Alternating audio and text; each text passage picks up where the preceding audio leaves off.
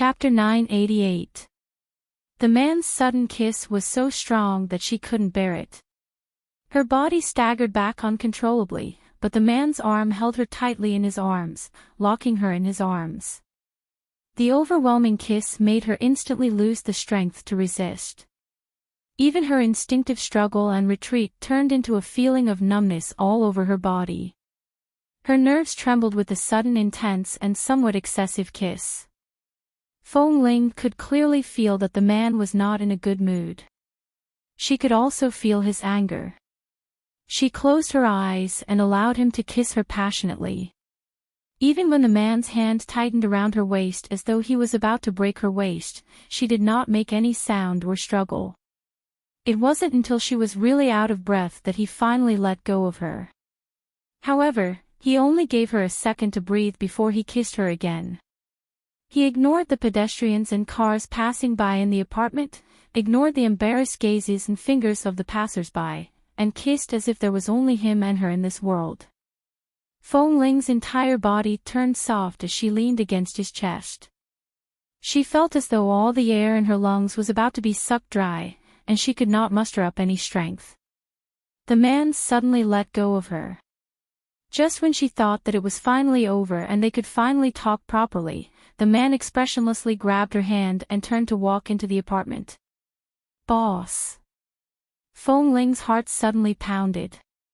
She didn't understand what he was going to do, but she vaguely understood what he wanted to do. She hesitated for a moment but was still forcibly dragged into the door of the apartment building by the man. The man brought her all the way into the elevator and then all the way into the apartment. When the door opened, Feng Ling stumbled and was dragged in by the man. As the door closed with a pang sound, she felt her body being thrown uncontrollably onto the sofa closest to the door, in the middle of the living room. Feng Ling's foot tripped over a railing by the coffee table.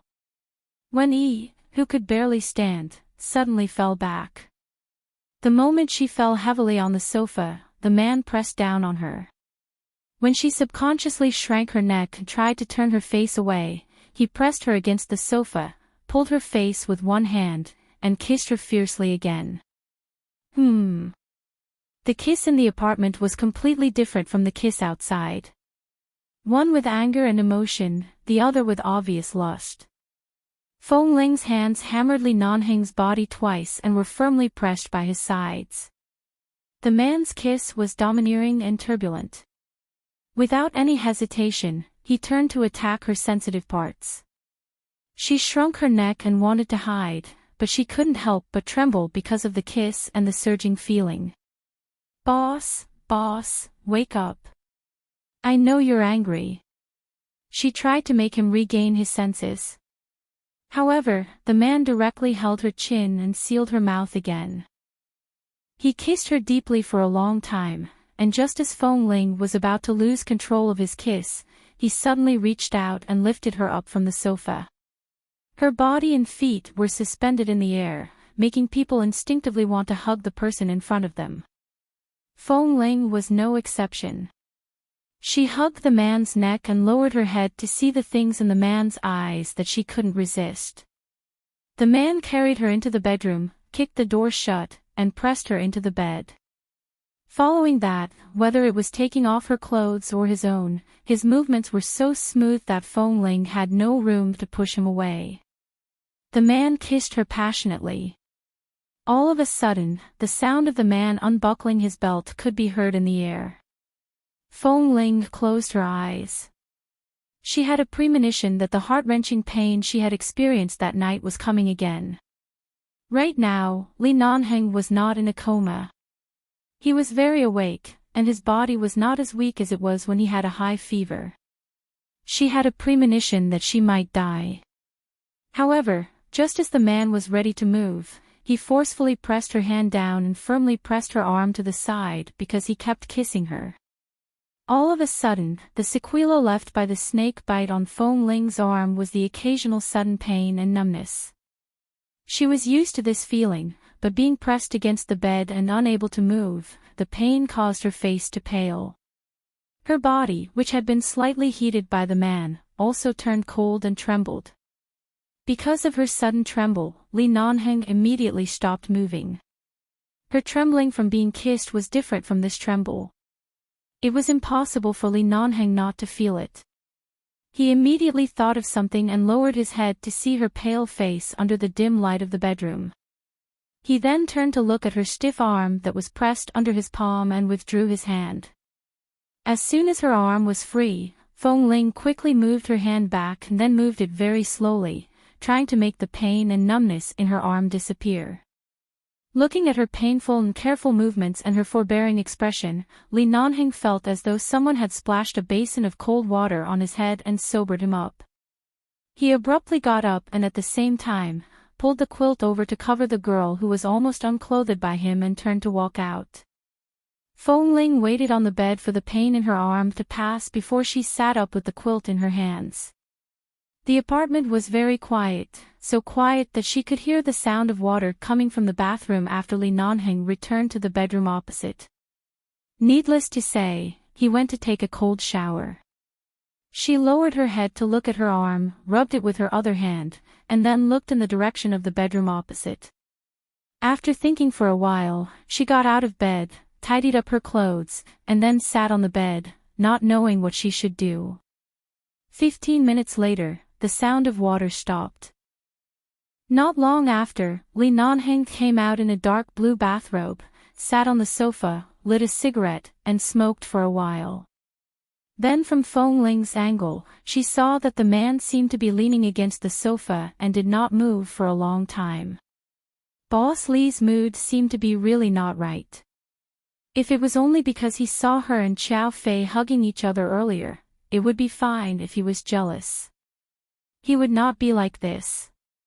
She got up and walked out. She walked to the sofa and saw that the man had already pressed out the cigarette in the ashtray on the coffee table. He seemed to be resting on the sofa with his eyes closed. Even when he heard her approaching, he did not open his eyes. However, Feng Ling could tell from his breathing and closed eyes that he was not asleep. Chapter 989. She stood by the sofa for a while. Seeing that he was leaning against it, she thought for a moment and went back to the bedroom to take out a thin blanket and gently covered the man's body. Li Nanheng closed his eyes and did not respond. She sat on the carpet in front of the sofa, looked up at the man who seemed to have something on his mind, and asked, "Boss, are you in a bad mood?" The man did not respond. "Is there something on your mind?" He still did not speak. Feng Ling wondered if he was having a headache because of the alcohol. She was about to get up to see if she should go behind the sofa to massage his head when the man's voice suddenly rang hoarsely, "Feng Ling, do you like me?" The girl sitting on the ground still had a hickey on her neck from his kiss. Although her clothes were tidied up, it was still a bit messy. She sat on the carpet, hugging her knees. She did not change her position. She just looked at him. The man lowered his head from the sofa and looked at the girl sitting on the carpet. "Answer me." Seeing the coldness and seriousness in his eyes, Feng Ling inexplicably felt that her answer seemed to be very important to him. She couldn't answer carelessly. So he thought for a while and said, "Boss, I don't know much about relationships, but according to the feelings I have for you and other men, I don't feel too repulsed to be with you." Li Nanheng still looked at her expressionlessly. "Don't give me so many reasons. I just want to ask you, do you like it or not?" Feng Ling looked into his eyes and slowly nodded. "I like it." The man's slightly cold gaze was instantly moved. Sitting on the sofa, he threw away the thin blanket on his body, lowered his head, lifted her chin, and kissed her lips. This kiss was very gentle, but it also touched the tip of her tongue. When Feng Ling tried to express her feelings and was about to respond, the man suddenly paused because of her response. His eyes, which had just calmed down after a cold shower, darkened again. He released her lips and pressed his forehead against hers, saying hoarsely, "You're not even 18 years old. You're still a child. If you like me, can you wait for me? When you're 20, I'll marry you and make you Mrs. Li, and Feng Ling did not have any thoughts about marriage. In fact, she had never even thought about it. The words of Mrs. Li were also unfamiliar to her. But for some reason, she yearned for it. So looking at the man's face, she slowly nodded. Wait for me for 3 years. The man's voice was so hoarse that it was almost inaudible. She nodded obediently. Do you want to go back to the base? Continue to pretend to be a man and live in the base. Live the life you want. At least for these 3 years, if you want to go back to the base, I can help you. The man pressed his lips against hers. Want to go back? Feng Ling answered without hesitation, yes. Suddenly, the man's hand gently caressed her head. He stepped back and looked at her tenderly. In the next 3 years, you can go back to the base and continue to find your sense of belonging. We'll go back to the sniper team and train like before. As for your gender, only I know. No one else will know, okay? Feng Ling didn't quite understand why he suddenly allowed her to return to the base and why he suddenly said that she could continue living the life she wanted in the base for the next 3 years. He clearly wanted to hide her outside the base and didn't want her to go back to the base with those men, right? But of course, it was good to return to the base, and it was even better to return to her original state. She nodded. All right. Seeing her obedient look, Li Nanheng stared at her face. Aren't you going to ask me why? I won't. Boss, everything you've arranged for me is definitely for my own good. Besides, boss, you don't like to explain too much to others. You have your reasons for your decisions. I'm a member of 11 Base, and it's my duty to obey all your orders. I'm also the person you like, so you won't hurt me. I trust you, Feng Ling answered very sincerely. Li Nanheng looked at her for a long while and suddenly smiled. I have one more request. What? After returning to the base, move in from the room next door and live with me. You know, the bed in my room is quite big. Feng Ling, after confirming that Feng Ling's arm was recovering very well, Feng Ling was finally allowed to pack her luggage and return to the base as long as she let the arm that had been bitten by the snake rest as much as possible during daily training and went to the infirmary to have Dr. Wen give her a massage. Feng Ling was finally allowed to pack her bags and return to the base. It seemed that since she was injured in the military last time, she hadn't officially returned to the base for at least 3 months and hadn't received training for such a long time. Because of Qiao Fei's departure, the sniper team changed to a new drill master. Li Nanheng was still the main drill master, and the new deputy drill master was surnamed Shin. It was said that he was transferred from the elite team. He was not tall and didn't look as good as Qiao Fei. She didn't need to guess to know why Li Nanheng transferred such a person to be the deputy drill master. He really didn't give her any chance to be distracted. During the training break, Kay sat next to Feng Ling and asked her, "Your hair has almost grown past your ears. You didn't have a chance to shave it when you were outside. Although your hair wasn't as flat as ours, it wasn't so long. What's wrong? Your arm still hurts. Is it inconvenient? Do you want to come to my place tonight? I'll shave it for you." Feng Ling was about to speak, when Li Nanheng, who passed by, turned back and said coldly, "Shave what? You can't shave it." Feng Ling, Kay turned to look at him with a dumbfounded expression. "Boss, I mean. Feng Ling's hair is too long, long hair. It's not very popular this year. Those who look like the Beatles outside have long hair, but they are no different from other men, right?" Li Nanheng argued with a deadpan expression. "Kay, is it popular for men to keep their hair a little longer this year? Is it too late for me to grow it a little longer now?" Feng Ling, Li Nanheng glanced at him indifferently and said coldly, "If you aren't afraid of scaring the girls outside to death, you can keep it." "Why?" Boss, you think Feng Ling's hair is better, but I want to scare people to death if I grow it a little longer. I also have good facial features, okay? Kay was not convinced.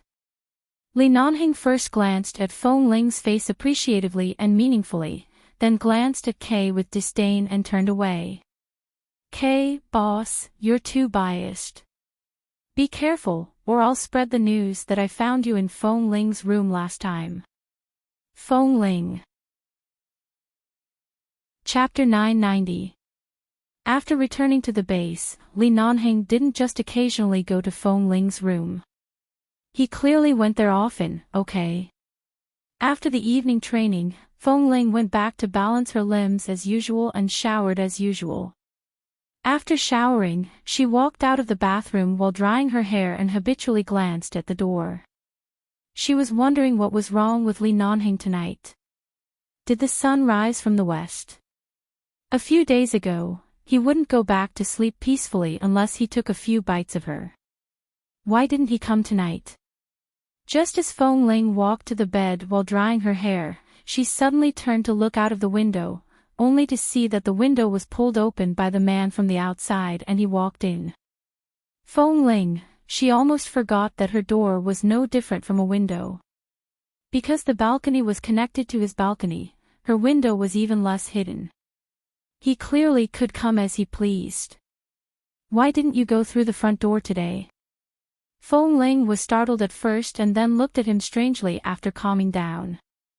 The man smelled the fragrance of the shower gel in her room and walked over to sit on the chair by her bed, watching her as she had just showered. Because she had already exposed her gender in front of him, and he was the only one who dared to casually come to her room at night, she no longer wrapped her chest cloth after showering. Right now, she was wearing a very loose white t-shirt. Her hair was half wet and hung on her forehead. She casually pulled it down with her hand and combed it down with her fingers. I know you just showered at this time, so I came to see you. The man had the same routine attitude as a few days ago. He spoke in a dignified manner, but every time after seeing her, he would carry her over and nibble on her. Feng Ling was almost used to it. She fiddled with her hair again and said, actually, my hair has indeed grown a lot. It's fine if I don't return to the base, but now that I'm back, I have to continue being a man. The length of my hair doesn't quite meet the base's standards. Your hair is the length specially granted by the base's boss. No one dares to say anything. Feng Ling. Boss, you're abusing your authority. I've worked hard for 11 base for so many years and only hit a wife in the base. So what if I don't let my wife shave her hair? What's wrong with that? He lowered his head and kissed her lips, which still had the refreshing taste of toothpaste. I didn't say how long you have to keep your hair, nor did I force you to find your femininity, but shaving your head flat is really too exaggerated. You didn't have such short hair in the base before. Feng Ling didn't know what to say. You don't have to keep your hair long, and I don't want you to find your femininity, but shaving your head flat is really too exaggerated. Did you notice when my hair grew? Feng Ling was surprised. The man snorted and bit her lips as if punishing her. He pressed her into the bed and nibbled on her mouth, chin, and neck for a long time before finally letting her go. He held her in his arms and pressed her against his chest intimately. He said hoarsely, I've been paying attention to you since you came in when you were 13. Do you believe me? At that time, he was suspicious of her. This man had never dispelled his suspicions of her. Other people had been living with her for so many years, but he had left the base for 2 or 3 years, but he still saw through it. Although he didn't say it clearly and she didn't ask much, he clearly wasn't surprised when she confessed to him in the Snake Valley. Why did you ask so much? You only need to know that I only have eyes for you, right? The man lowered his head and kissed the top of her head again. Feng Ling actually wanted to complain, but hearing his straightforward confession, her face heated up. She wanted to get up from his arms, but the man refused to let go. Don't move. I'll hold you for a while longer. Boss, you should go back to your room to sleep.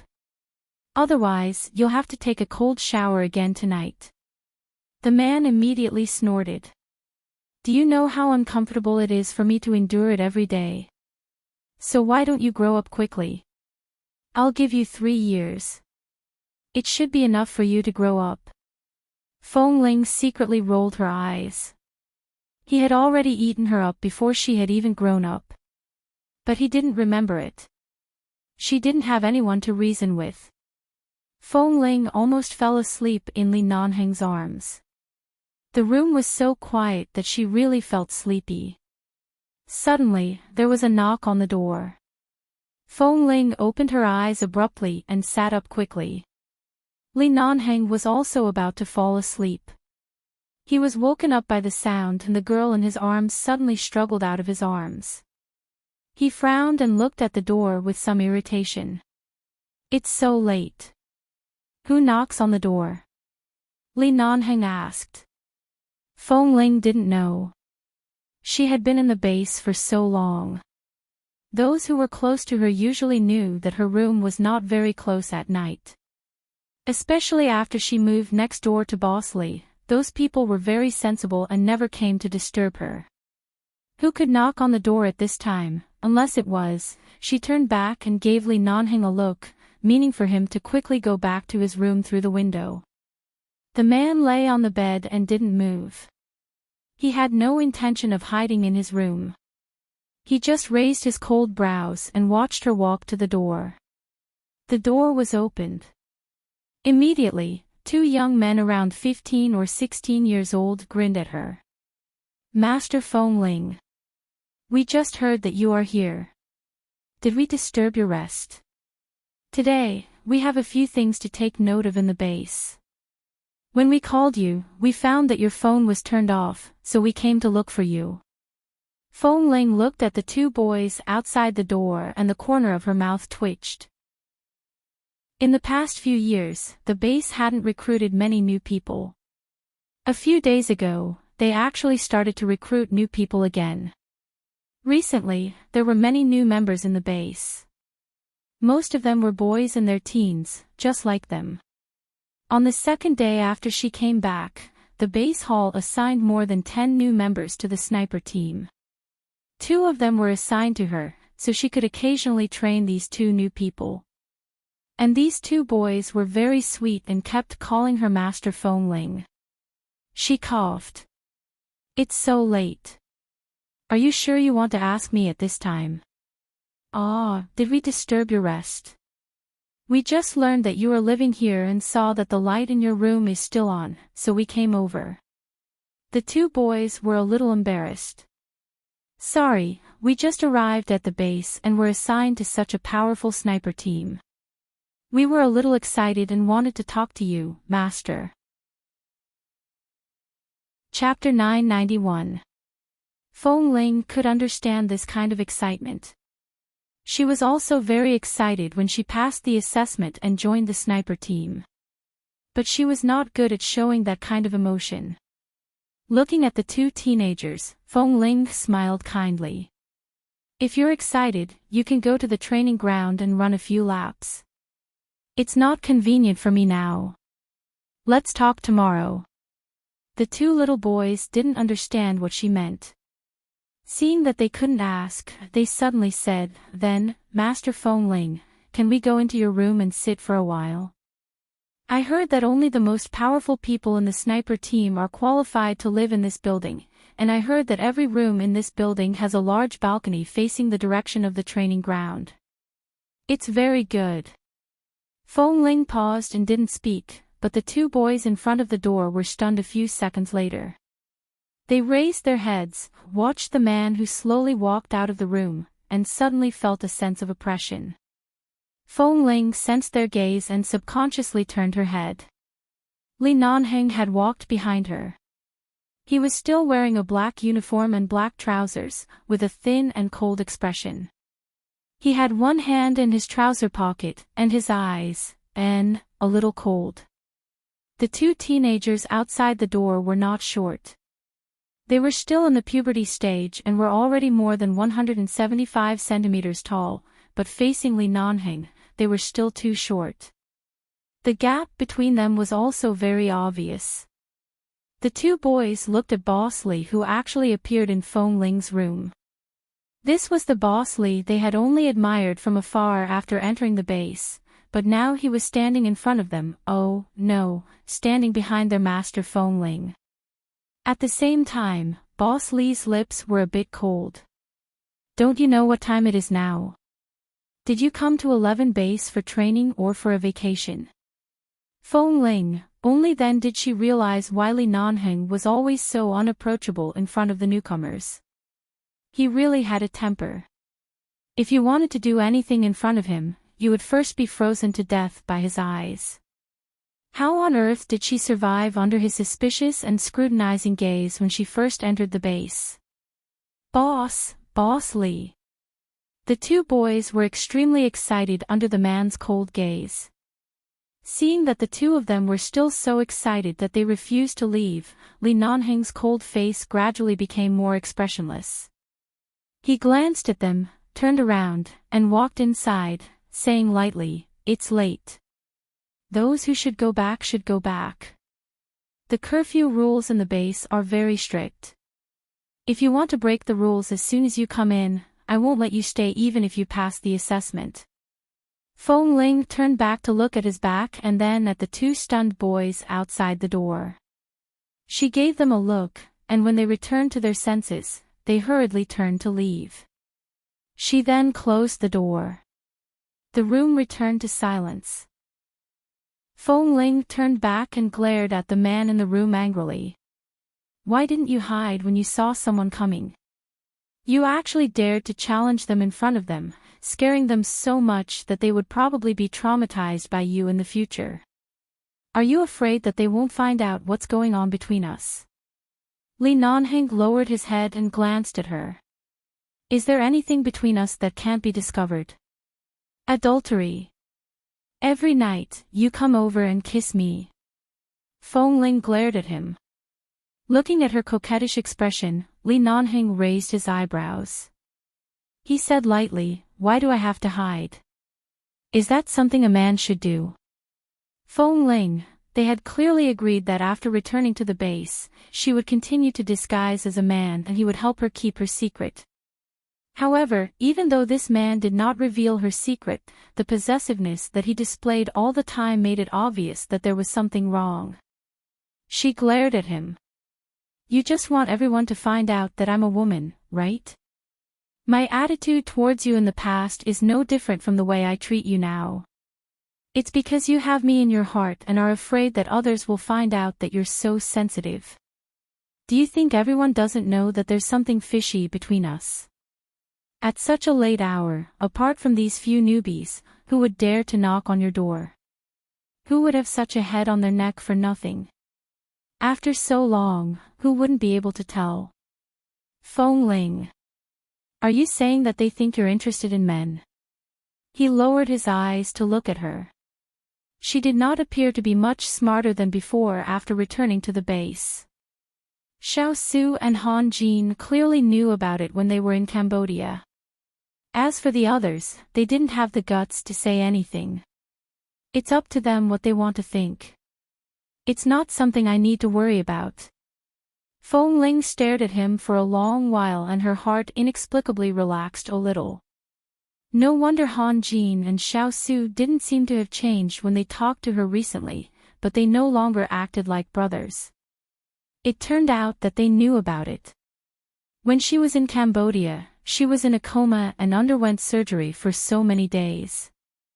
Han Jin and Xiao Su were also there at that time. It was possible that they knew about it. Both of them were tight-lipped people, so there was indeed nothing to worry about. However, she still said, "I've hidden it in the base for so long. If my gender is exposed because of you, I won't let you off." The man chuckled. His laughter seemed to come from his chest. He suddenly reached out and pulled her into his arms. He lowered his head and bit her lips. "How do you want to let me off? She hurriedly put her hand on the bedpost and looked at the man who pressed her here. Looking at the man's handsome face, her heart faintly trembled. This feeling of her heart became more and more obvious day by day. Especially after returning to the base, she returned to her original living environment. She found that her feelings for Li Nanheng seemed to be really very special. Different from others. If my thing is exposed, I'll pester you for the rest of my life. Feng Ling didn't know where she learned these words from, but these words suddenly came out of his lips. The man immediately looked at her, and then his brows were shrouded in a layer of smile. What are you smiling at?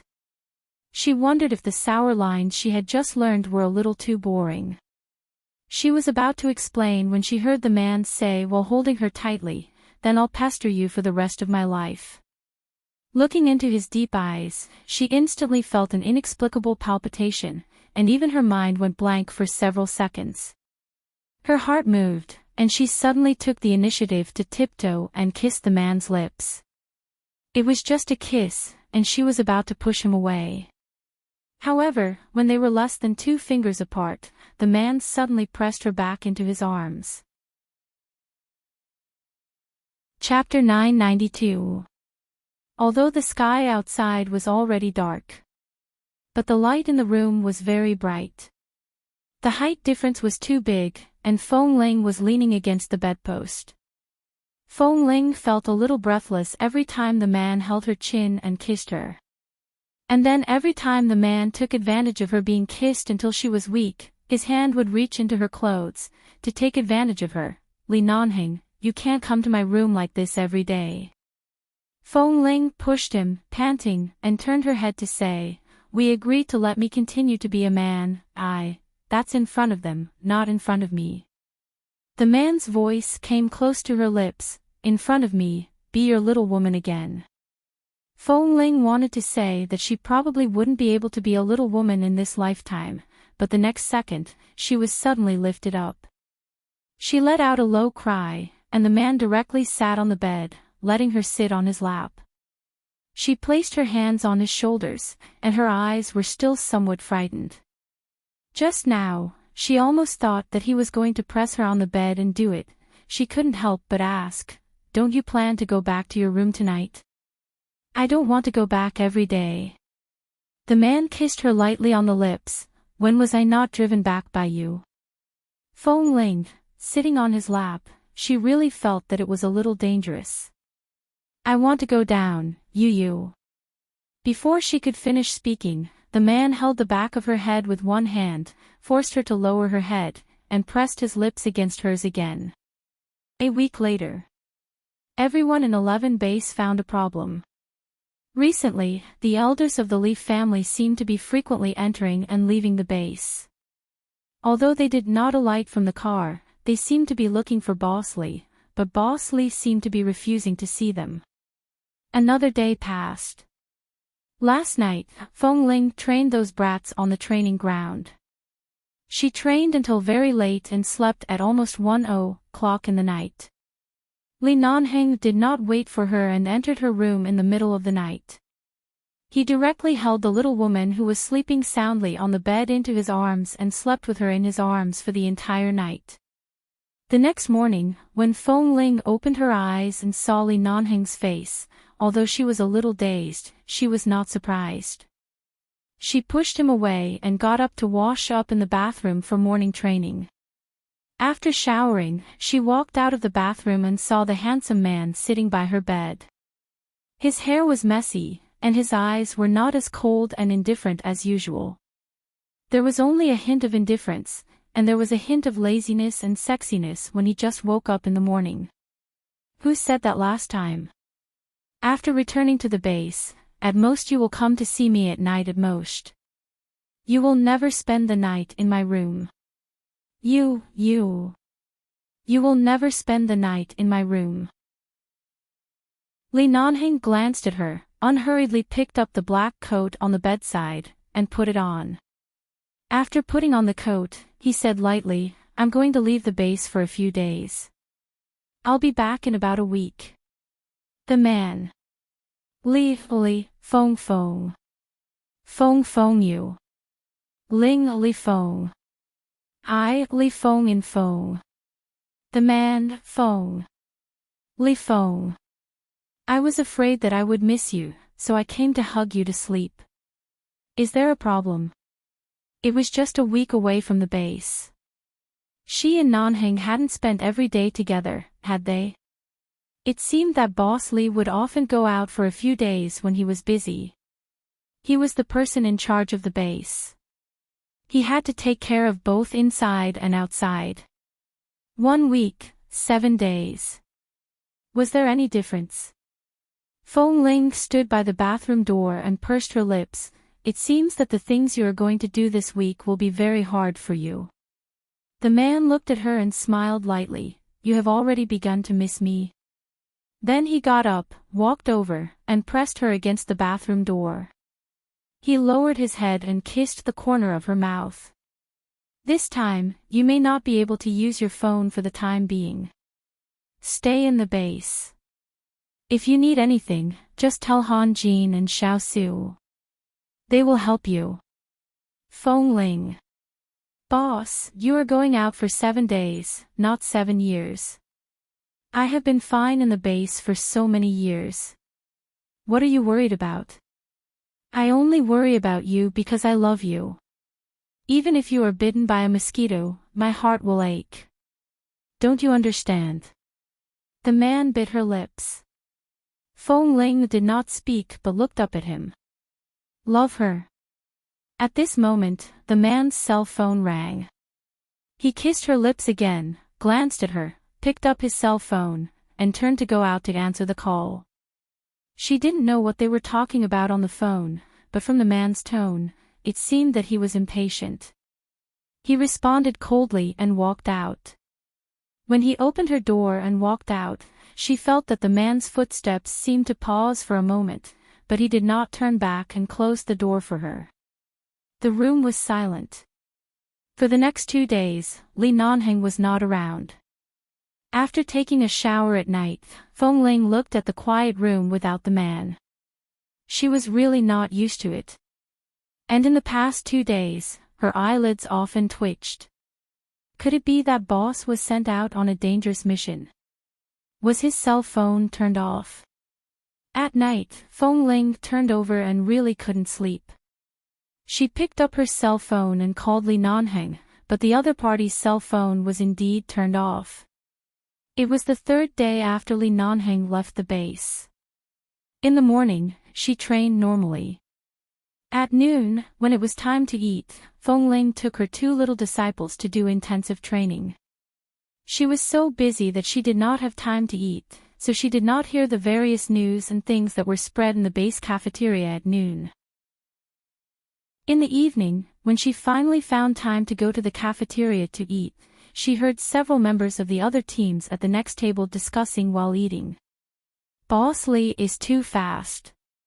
I haven't heard that he has a girlfriend before. How did he suddenly get married? Who the F***ck knows? But I heard that the Lee family and the Feng family have always been friends. Maybe Boss Lee and that Miss Feng have been engaged since childhood. Because of the engagement, he has never had any other girlfriends. Now that the time has come, he should hurry back and marry that beautiful young lady. That's right. Li Nanheng nodded.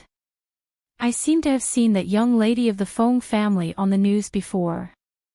The young lady of the Feng family that Boss married should be her, right? She is quite beautiful and looks like a standard young lady from a respectable family, but she seems to be a little arrogant. But as a woman, it's good to be a little arrogant. It's better to be a little spicy. Our boss probably likes this kind of woman, ah. Isn't this the only daughter of the Feng family? Then it must be Miss Feng. Boss, you're really lucky with women. This is too sudden. There was no news a few days ago. Today, the news of your marriage was suddenly announced by the media. It really caught me off guard. Chapter 993. So Boss suddenly left the base these days because he asked for a marriage leave. That's right. We're getting married in the day and we're going to consummate our marriage in the evening. Oh, Boss Lee's identity, family background, and everything he has done for so many years are all enviable. I didn't expect that his marriage has already been properly arranged. Marrying such a rich girl, the Fong family status in Los Angeles is not bad. I'm really envious. Fong Ling lowered her head and gently fiddled with the food on the plate. Suddenly, she lost her appetite. There were all kinds of rumors in the base. But it seemed that no one dared to casually talk about Li Nanheng. Especially the topic of Li Nanheng's marriage. But even if she didn't believe it, she couldn't eat the food in front of her. She thought of what Li Nanheng had said recently and what he had told her before he left this time. As soon as she put a mouthful of rice into her mouth, it tasted like wax. She raised her head to look outside the base cafeteria, then at the people sitting at the table next to her. She got up and went to another table to get a glass of milk to drink. However, when she went to get the milk, she heard people talking about Li Nanheng's marriage again. They also said that they saw the news of the marriage between the famous Li family and the Fong family in Los Angeles today. Fong Ling picked up her cell phone and searched for the keyword Li family in Los Angeles. The search page on her cell phone was full of many news articles. It was not fake. In the photos in the news, there was a scene of Li Nanheng getting out of the limited edition extended wedding car. The photo only showed a silhouette. She couldn't see the man's eyes or expression. She could only see that he was surrounded by the media, wearing a black suit without a single wrinkle. Even the silhouette was beautiful. He was born to be superior and no one could match him. When he put on the black uniform, he was an invincible warrior. When he put on the suit, he was superior. As those people said, he was far inferior. The man seemed to be holding a bouquet of white roses in his hand. Fong Ling didn't know what the white roses represented, but in the background of the photo, there was a sea of white roses in front of the Fong family's house. He was going to marry Fong Mingzhu today. He clearly said that Fong Mingzhu was not his fiancée. He clearly said that he didn't have any feelings for Fong Mingzhu. But he still married the daughter of the Fong family. And unbeknownst to her, when she had finally let go of her armor and was ready to embrace the love that had moved her, he had gone to marry someone else. Fong Ling stood in the cafeteria holding her phone and did not move for a long time. When she raised her eyes again, her gaze was calm and dead silent. She abruptly walked out. It was already past dinner time, and the training camp of Team 1 was very quiet. There were only a few members sitting in the corner, chatting and smoking. When they saw Fong Ling, they raised their hands to greet her. But she walked straight into Han Jin's residence with no expression on her face. As soon as she entered, she came to the door of Han Jin's room. She wanted to go in and ask them. They must know what was going on. She was about to knock on the door when she suddenly heard the conversation inside. Xiao Su had just come over and was in the room. From the beginning, when he learned that Boss Li was married to the Fong family, Xiao Su was also very shocked. The more he thought about it, the more he felt that something was wrong. He felt that this was not something Boss Li could do. In the past, he only heard that the Li family seemed to have an engagement with the Fong family, and everyone thought that Fong Mingzhu would marry Li Nanheng. But later it seemed that the situation was not like this, and Boss Li had no intention of marrying Fong Mingzhu. So what on earth was going on? Boss really got married today. Xiao Su sat in Han Jin's room, took out a cigarette, and hesitated to smoke it. Han Jin glanced at him. How could this kind of thing be fake? What about Fong Ling? Boss and Fong Ling are clearly in love recently. Now many people in the base don't know the situation, but we too know very well that Fong Ling is also a woman. How can she stand it? Does Boss plan to have a wife outside and a woman in the base? Does he not lack women to accompany him? Don't talk nonsense. Is Boss that kind of person? I know Boss is not this kind of person, but this is not right. Did he tell Fong Ling anything? Did he suddenly get married? Fong Ling is still waiting for him to come back in the base. Even if Boss comes back, he will be a married man. What does he think of Fong Ling? Seeing Xiao Su's expression, Han Jin was puzzled. Boss has his own ideas. We all know how he treats Fong Ling, but the matter between the Li family and the Fong family is not so simple. He also has his responsibility. In front of the person he likes and the responsibility, Boss chose the responsibility, which is what a man should bear. What about Fong Ling? Fong Ling is still young. In fact, she just had a fruitless relationship. Even if she knows about this, she will be sad for a few days. Sad for a few days. Do you expect Fong Ling to fall in love with someone else? Didn't you find that she is gradually opening up to Boss? She is not as boring as before. She has Boss Lee in her heart, but she doesn't express it. Now if she knows, I guess she won't say anything, then don't say it. It's good for everyone to live in peace. Damn it, when you saw the two of them together, you were the first one who was excited. Now Boss got married and left Fong Ling in the base, and you say this kind of thing.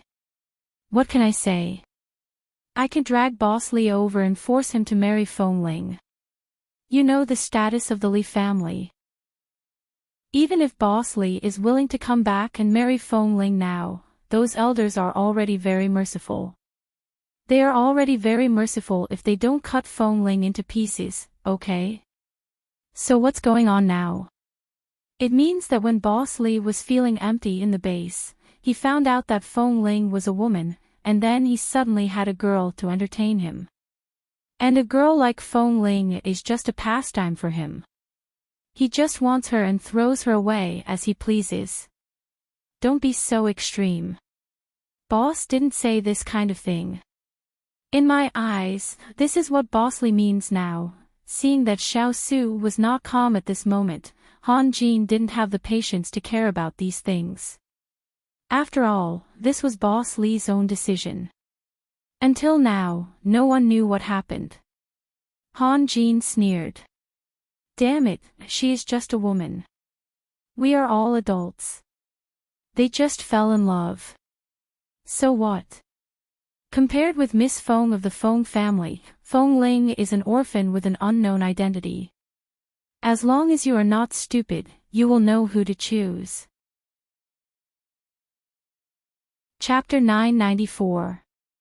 Xiao Su suddenly smashed the ashtray on the table to the ground. What the hell are you talking about?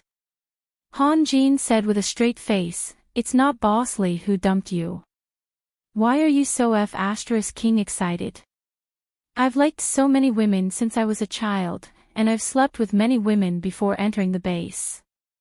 If they all waited for me to marry them, I would have already had a group of wives and concubines. Why do I still need to be a drill master in the base? In the end, Han Jin kicked the chair impatiently. Isn't she just a little girl who disguised as a man and hid in the base for a long time? She's not feminine at all and so violent. It's okay for her to be a comrade, but it's normal for him to be surprised when he accidentally found out that she is a woman. Why do you think she is worthy of Boss Lee giving up the engagement with the Fong family? Do you dare to say that Boss Lee's love for Fong Ling is just a coincidence? Otherwise, which man will be faithful to a woman until death? Are you stupid? He doesn't like Fong Ling. Liking her doesn't mean he has to take responsibility. A silly girl like Fong Ling is not suitable for him. Then why the *ck did you help me set them up? I didn't know Fong Ling was a woman when we were matchmakers. I found out later, but now he's married to the Fong family. What else can I say? Han Jin knew that he was annoyed and said something against his will, but when he thought that Li Nanheng was married to the Fong family, he didn't want to talk about this matter anymore, so he said, Feng Ling and Boss shouldn't be in the same world. If it weren't for the base, the two of them would have nothing to do with each other. I guess Feng Ling knows very well that it's good for them to go their separate ways in the future. Boss, you're not from the same world. If it weren't for the base, the two of them would have nothing to do with each other. I guess Feng Ling knows it very well. Han Jin said again, Feng Ling is an orphan. She doesn't even know who her parents are. Will you marry her? If they don't belong to the same world, they shouldn't force their way in. She should fall in love while she is young. When she grows up, she will know not to trust men easily. I think Boss Lee taught her a good lesson. At least she won't be easily cheated in the future. After all, she is too naive. Han Jin didn't know what to say. But looking at Xiao Su's furious expression, he just wanted to get this matter over with as soon as possible. After all, they didn't know what Boss Lee was thinking, but since it was over, they could only think from another perspective. One of them was angry, while the other was impatient. The thin wooden door was unable to suppress the intense voices. No one noticed that there was a person standing outside the door. He stood there, his eardrums swollen from the argument between the two men in the room. Strangely, the place that was shattered seemed to be somewhere else. Feng Ling just thought that Li Nanheng wouldn't do such a thing. She felt that there must be a reason for this matter. Usually, Han Jin and Xiao Su had been following Li Nanheng, and they were the first to know everything. They would definitely know what had happened. However, the fierce quarrel in the room made her heart, which had been pounding since she heard the news in the cafeteria, completely calm down. Not only did it quiet down, it was stuck in its chest. He was motionless, as if he was dead. Separated by a door, the people in the room were still arguing fiercely. The people outside the door paused for a moment and left quietly. Feng Ling left. When she stepped out of the training camp of Team 1, Fat Tai happened to come back at this time. He walked too fast and bumped into her arm. When he looked back and saw it was her, he hurriedly asked her, Feng Ling, why are you here? Did you also hear that Boss is getting married? Did you also come to ask for wedding candies? I tell you, Boss is so mean. He didn't even tell the base that he was getting married. Now, not only did he not drink the wedding wine, but he also didn't eat the wedding candies. Although they usually made fun of Feng Ling and Boss Lee, many men were very simple in their bones. What could two men do? They just fooled around. Since Boss was married today, the Feng family's daughter was Mrs. Lee, and this Feng Ling was still the Feng Ling of their base. There was no change. Seeing Feng Ling didn't speak, Fat Tai was about to press her shoulder, but coincidentally, he pressed the place where she was bitten by the snake. Feng Ling instantly retracted her arm as if she had been electrocuted. She remembered that day on the stone platform under the cliff of the Snake Valley, Li Nanheng cut her wound with a cross knife and sucked out the poisonous blood for her regardless of his own safety. That day, she was cold and numb all over. Only the wound he sucked out was faintly hot, which made her feel that she was still alive. Looking at the man in front of her who had been trying to save her, she knew that there was someone in this world who cared so much about her life. And now, the small place on her shoulder with the cross knife mark had no warmth at all. Even if it was just pressed like this. She couldn't help trembling in pain. For so many years, Feng Ling had never felt that it was so long to walk from the training camp of Team 1 to the training camp of the sniper team. Even though it was past dinner time, the teenagers who had just entered the base were still receiving training. They ran 4 laps around the base, and from time to time, someone called her name. Brother Feng. Brother Feng. Feng Ling. Master Feng Ling. There were also some people assigned to other teams who had only heard of her name and did not recognize her. As they ran, they looked in this direction blankly, only to see a thin figure walking in the dark of the base. She didn't say a word and just returned to the training camp of the sniper team. She wanted to go back to her room to stay alone, but found that it was terribly quiet now. No one could get close to the sniper team, including the newcomers who were running laps. It was too quiet, so quiet that her heart felt a little empty. She simply turned to the empty training ground of the sniper team, picked up the sniper rifle that had only 5 bullets left, and fired a shot in the direction of the target that was as far as 500 meters away on the training ground. Bang! The distance of 500 meters, even the fastest bullet had to fly for a while. 2 seconds later, she hit the bullseye. In her 4th year in the base, when she didn't know whether she was 17 or 18 years old, she achieved the standard target of 500 meters and hit the bullseye. Then, what else? She wanted to stay in 11 base and stay here forever. But just like what Han Jin said, some people were just moved and impulsive for a short period of time. Was she going to pester others to take responsibility for her? But if she saw him in the base in the future, how should she face him? Bang, bang, bang, bang. Another 4 shots. 500 meters. Every shot hit the bullseye. At this moment, Feng Ling knew that with her results in the sniper team, even if she didn't take the assessment, she had already graduated. Chapter 995. She had never thought that she would encounter such a thing. The environment that she was used to in the past suddenly seemed to be an ice cave, with ice thorns everywhere. She felt pain all over her body with every step she took. She walked to the gate of 11 base in a daze and wanted to go out, but she still stopped. When she walked to the gate, she looked blankly at the wide suburb night outside the base. She was asking Feng Ji, did she do anything wrong? If she didn't do anything wrong, why did she have to be treated like this? If she didn't do anything wrong, why did she have to leave? The girl standing in front of the base turned and walked back. She was thinking. In fact, there were still many clues. For example, she had long heard of the engagement between the Li family and the Feng family, but when Li Nanheng said he wouldn't marry Feng Mingzhu, she believed him, but she forgot the status of the Li family and the Feng family in the American Chinese community. If it wasn't true, how could they allow such rumors to spread, and even the noble Miss Feng often talked about it? For example, Li Nanheng seemed to be very polite to the Feng family. When she took back the bag for the old lady on the street, she could feel it when they had dinner that night. Although Li Nanheng didn't talk much, he was usually arrogant and domineering in front of the Feng family, which meant that the Li family and the Feng family were indeed very familiar with each other. For example, Li Nanheng only left the base for a few days, but he seemed to be saying goodbye before he left. Feng Ling stood on the training ground for a long time and looked at her phone.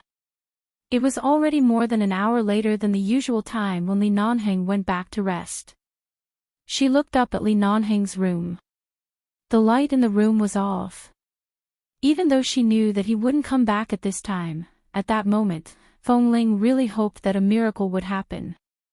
She hoped that the light in the room would be on, and she hoped that Li Nanheng would come out of the window, stand on the balcony smoking, squint at her with a faint smile, and then mock her, "Fool, how dare you believe all the rumors?" It wasn't until she was tired of standing that she looked away from the dark room and walked straight to the door. Kay couldn't find Feng Ling that night. When he heard the gunshots, he came down to have a look, but he didn't see her. He didn't know where she had gone until Feng Ling returned downstairs.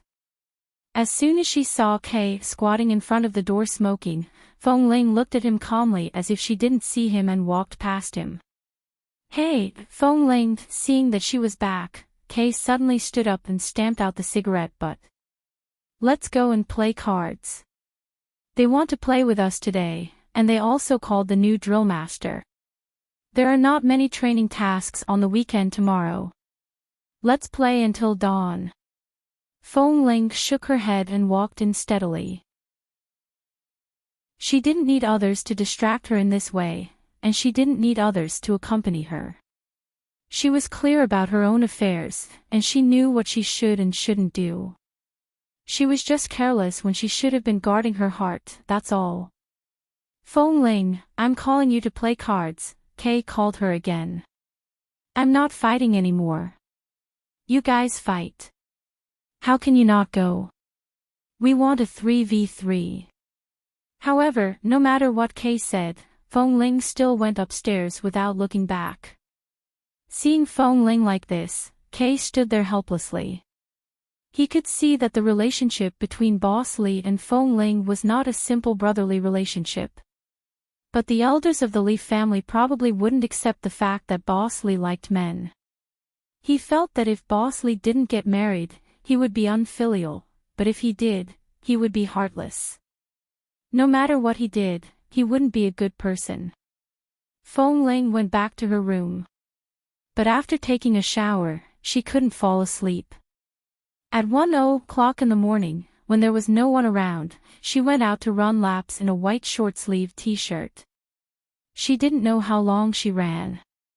In short, she ran until she was panting violently and sweating all over. She was so tired that she felt that she could lie on the bed and fall asleep at any time. Then she dragged her tired body back to her room. This time, after taking a shower, she lay on the bed.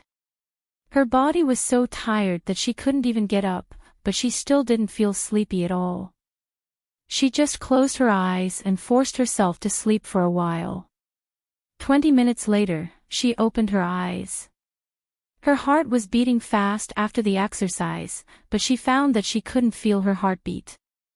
It seemed that she was very numb. She couldn't fall asleep, so she suddenly got up, went to the corner of the room, and opened a cabinet there. There were 3 bottles of wine in the cabinet, 1 bottle of white wine, 1 bottle of foreign wine, and 1 bottle of red wine. These were all given to her by Han Jin several times when he was in a good mood, but she didn't drink them. She had given Boss Li wine once before, but Han Jin had too many bottles of wine and gave them to whoever he liked. Maybe because Han Jin liked her so much, he simply gave her several bottles. Feng Ling didn't know which kind of wine was good, so she took out the 58 proof brandy, opened the window with the bottle, and looked at the dark balcony next door. Then she leaned against the balcony railing, raised the bottle, and took a sip. She had never drunk this kind of brandy before. It didn't taste good, but it didn't seem to be as bad as those white wine. She smacked her lips a few times and felt that there seemed to be a little sweetness in her mouth. The sweetness after the wine was very wonderful. She never drank, so she really couldn't sleep tonight. Anyway, according to Kay and the others' understanding of her, if she was too drunk to get out of bed tomorrow and didn't go to training, Kay and the others would find a suitable reason to ask for leave for her. In short, it didn't matter even if she was drunk. Get drunk once. She would forget everything after getting drunk once. The short-haired girl leaned against the balcony, raised the wine in her hand again, took a big sip, and then swallowed it with a frown. And then, one sip after another, and another sip after another. But even though she felt that she was in a trance, Feng Ling felt that she was unprecedentedly sober. She knew very well that behind the name Feng Ling was an unknown orphan, a small role who couldn't bring any benefits to the Li family, and an existence that even she didn't know how to survive in this world. Early the next morning, Feng Ling, who had slept drunk on the balcony all night, felt her body was suddenly cold and hot, and her head was splitting. She turned over and opened her eyes, only to find that she had fallen asleep on the balcony.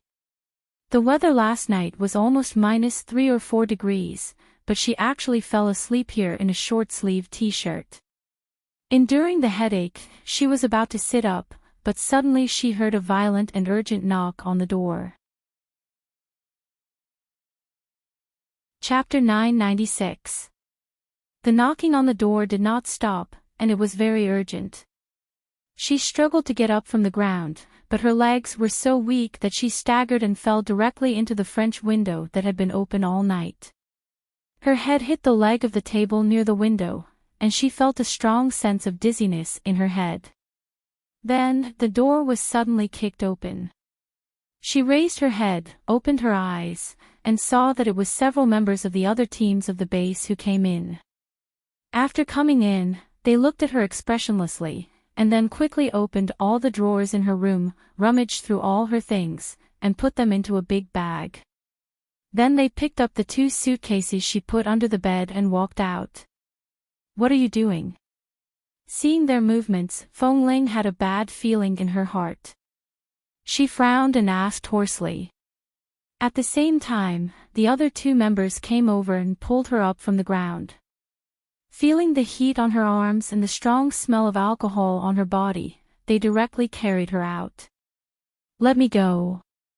Feng Ling tried to struggle, but now her strength seemed to have been hollowed out. She couldn't even stand steadily, but she was carried out by the 2 people. When those people opened her drawer expressionlessly and took away all her things, she already had a strong premonition. These people suddenly rushed in and acted so rudely. Maybe her gender had been discovered. But who was going to take away her things? Feng Ling was so uncomfortable that she didn't even have the strength to struggle. When she was taken to the widest training ground opposite the base hall, she was still in a trance and didn't have time to look at the members of the base standing around. It seemed that the members of all the teams were here, almost forming a circle nearby. Then she saw the elders standing in front of her. They were the elders of the Li family. For so many years, they had never directly appeared in the base. Usually, they just passed by in cars and never showed up in front of so many people. Just as Feng Ling's heart was beating wildly, those people took her over to the elders of the Li family and threw her to the ground mercilessly. Feng Ling was originally lifted up and could not stand steadily. This time, she fell forward to the ground. The ground here was full of mud and gravel. Under the short-sleeved t-shirt, the skin on his hands and forearms were instantly scraped. It was a burning pain, and even his knees were knocked hard on the ground. At the moment when Feng Ling was pushed to the ground, the people behind her poured all the things in the bags to the ground, opened her 2 suitcases, took them to the elders of the Li family, and laid them flat. All the things placed in them fell into everyone's eyes. Seeing the packs of sanitary napkins on the ground and the long strips of cloth in the suitcase, which were suspected to be chest wrappings, the members of the base all looked at her differently. Some were surprised, some were enlightened, and some were confused. Was Feng Ling really a woman? Feng Ling raised her head with some difficulty. Her eyes were filled with the discomfort of the hangover and the anger in her heart because the truth had been revealed. More and more red veins appeared in her eyes. She grabbed the hard soil on the ground and raised her head to look at the elders who were looking at her with disdain and anger. "Feng Ling, do you need us to say more?" Li Junyan looked at the things used by women on the ground and his eyes were filled with dissatisfaction and disdain. Feng Ling's hands were still gripping the ground tightly, and she looked at him with reddened eyes. He was Li Nanheng's biological grandfather. Last time, when she was in trouble in the military, in order to protect Li Nanheng's image, he had more or less spoken up for her in front of the military. Although his direct purpose was to protect Li Nanheng and the Li family's image, they had still met once. Li Nanheng's eyes were red. The other elders stood behind Li Junyan and whispered to each other, "Mingzhu has always suspected this. I didn't believe it, but I didn't expect it to be true." Fortunately, Mingzhu found the evidence. Otherwise, we wouldn't have come here.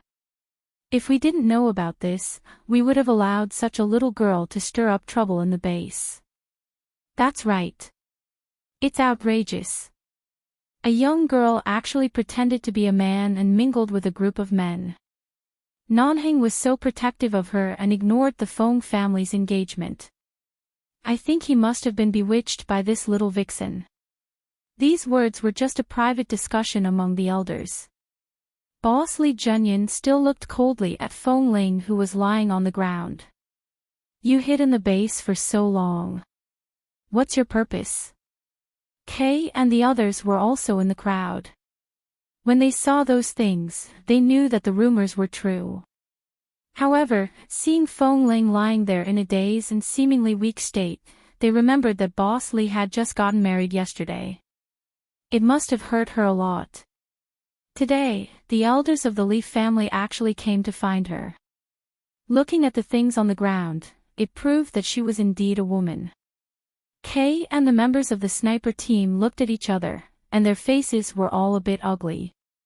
Of course, their faces were ugly not because the fact that Feng Ling was a woman had been exposed, but because Feng Ling looked like she could be slaughtered at any time, which really made them unable to bear it. However, the elders of the Lee family were all here, and they couldn't say or do anything. If they stood up to help Feng Ling up now, the rumor that Feng Ling had messed up the base would be confirmed. They would say that she had an ambiguous relationship with the men in the base, which would only hurt her more. I'll give you two choices. First, tell me your purpose and the reason for staying in the base, and then pack up and get out of the base. Second, throw away all your things and get out. Li Junyan narrowed his eyes coldly at Feng Ling, who was lying on the ground. It took Feng Ling a long time to find the strength to speak, but her voice was low and hoarse. Even if she wanted to speak clearly, her voice couldn't be much higher. The dizziness in her mind almost made her collapse, but in such a situation, she had to stay awake. Chapter 997. Aren't you ashamed to say that? 11 Base never accepts women, but you disguised yourself as a man for so long in order to sneak into the base. I've lived like this since I was a child. I didn't deliberately disguise myself. I was like this before I entered the base. Seeing that she couldn't hide it anymore, Feng Ling simply told the truth. For me, there's no difference between a man and a woman. It doesn't make any difference. You're a woman mingling with men. You say it doesn't make any difference, but as long as anyone knows that you're a woman, do you think these guys who don't even have a chance to see a woman in the base won't be tempted? I think you're shameless to a certain extent. If we found out a little later, your room would have been a brothel.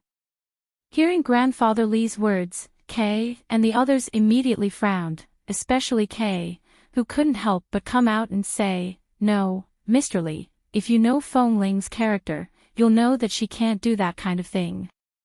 She usually keeps a distance from many people in the base, and even the members of our sniper team don't often hang out with her. She's very cold to others. It's definitely not what you think. Her character is definitely worth testing, and she has always adhered to the system of the base." Tam hurriedly pulled Kay back and lowered his voice to say, "Don't talk. Don't you see that Mr. Lee is angry?" Of course, Kay knew that, but it was too much to say that to Feng Ling. Grandfather Lee first turned his eyes to Kay's face, and then coldly looked at Feng Ling, who was lying on the ground. She stinks of alcohol and can't even arrive on time for training. Obviously, she has a hangover all night. How can you say that she adheres to the system of the base and that her character is worth testing?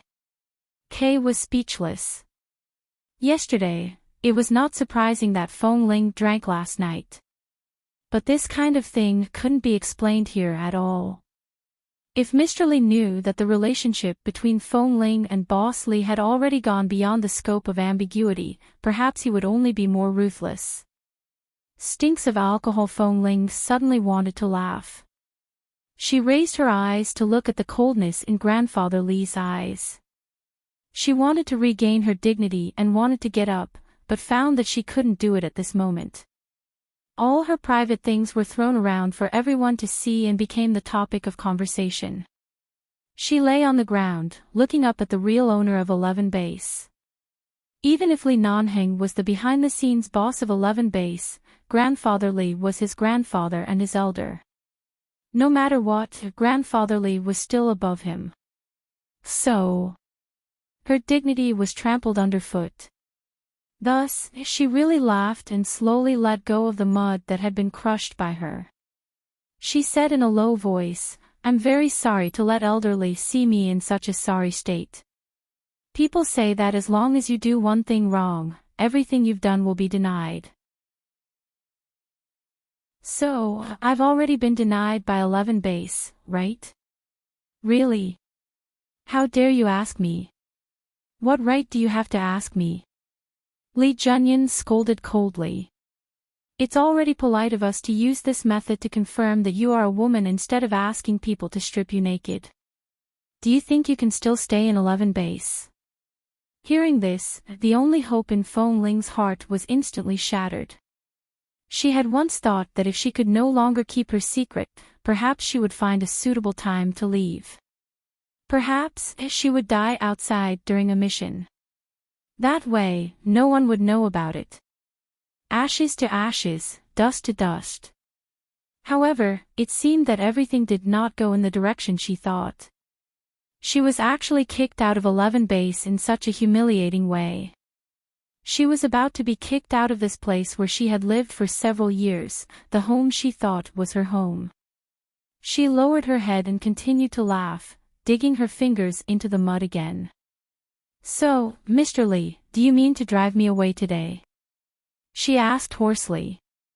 Seeing her lying on the ground weakly but still so proud, the other elders walked over and said coldly, "Little girl, who gave you the courage to live in 11 base for so long? What the base taught you is to show how powerful you are as a woman here. Everything you have now is given to you by 11 base. I think the money you have earned from missions over the years is enough for you, an orphan with no parents, to live a good life outside. We didn't confiscate all your things but just let you leave the base. Why do you come back to bite us? An orphan with no parents." Feng Ling gritted her teeth and finally managed to sit up. Sitting on the ground, no one came to help her. Most people didn't want to help her, and a small number of people didn't dare to help her. She staggered to her feet with great effort, but she stood there swaying with the smell of alcohol all over her body. When she finally stood firm, her legs were so weak that she could fall at any time. She smiled and raised her eyes to look at them. "So you've investigated me thoroughly and then came to the base to throw my things on the ground, just to let everyone see that I, Feng Ling, am a woman, and then under such circumstances, you chased me away and made it impossible for me to return to 11 base in the future, right? You still want to come back?" The elders immediately glanced at her coldly, their eyes full of disdain. Feng Ling smiled coldly. "Since I was driven out so shamelessly and disgracefully, how could I come back? It's good that you know. The base will not accept you again." With that, the elders turned around and walked into the base hall with the help of a few base members who were good at reading eyes. Obviously, they would no longer pay attention to her. Since the elders had left, the people around them didn't dare to watch anymore and gradually dispersed. However, there were still people who would point in her direction and make comments. Then they looked at her flat chest under the t-shirt and felt it was strange.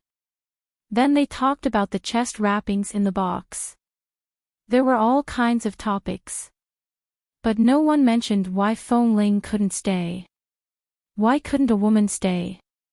When those people walked far away and walked to the training ground that only they were qualified to set foot on to do daily training, Feng Ling stood on the empty ground. Behind her was the cold door of the base that had been closed, and at her feet were her things and 2 suitcases thrown all over the ground. She silently looked at the ground under her feet, looked at the things at her feet, and then staggered back, slowly bent down with some difficulty to pick up the things on the ground. Chapter 998. What should we do? Lin Cheng and Tam looked back at Lei Ping, who was standing behind them, and then the 3 of them looked at Kay, who had been frowning. Almost everyone on the field had left, and there were only a few people left.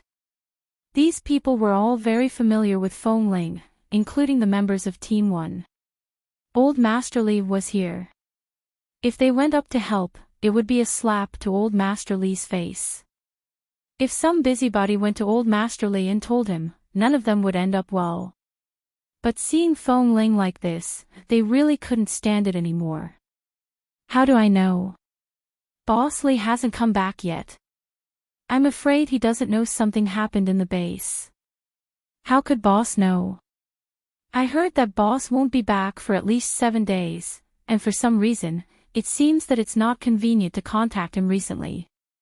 His phone is not turned on. Try calling Boss Li.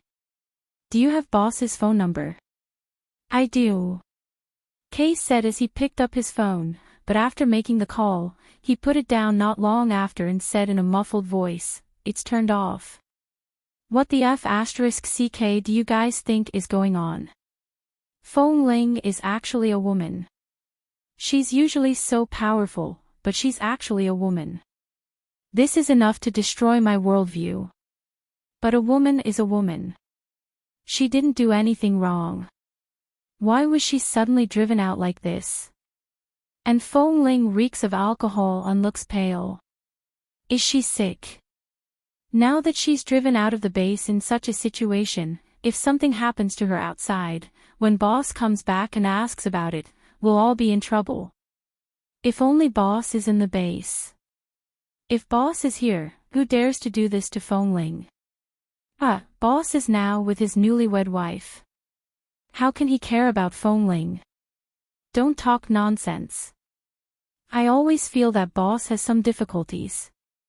Everyone knows how he treats Feng Ling. Feng Ling is too pitiful now. I really can't stand it anymore. How can we contact Boss? If he could be easily contacted, do you think these old men would take this opportunity to come over? They clearly want to drive Feng Ling out. Her face is completely ruined. Even if Boss Li goes to find her in the future, she probably won't return to the base. This is the effect they want. They want her to leave by herself. This is too much. Feng Ling's legs really couldn't support her. Originally, she wanted to bend down, but in the end, she still knelt on the ground. The dizziness in her mind was too severe.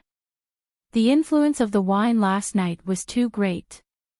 Right now, her whole body was cold, but when she touched her arm, it seemed to be boiling hot. Could it be that he got a fever from the cold wind after he passed out on the balcony last night? She slowly raised her hand and slowly picked up the things on the ground one by one. She put the sanitary napkin and breast wrap into the suitcase, and then put them under the clothes.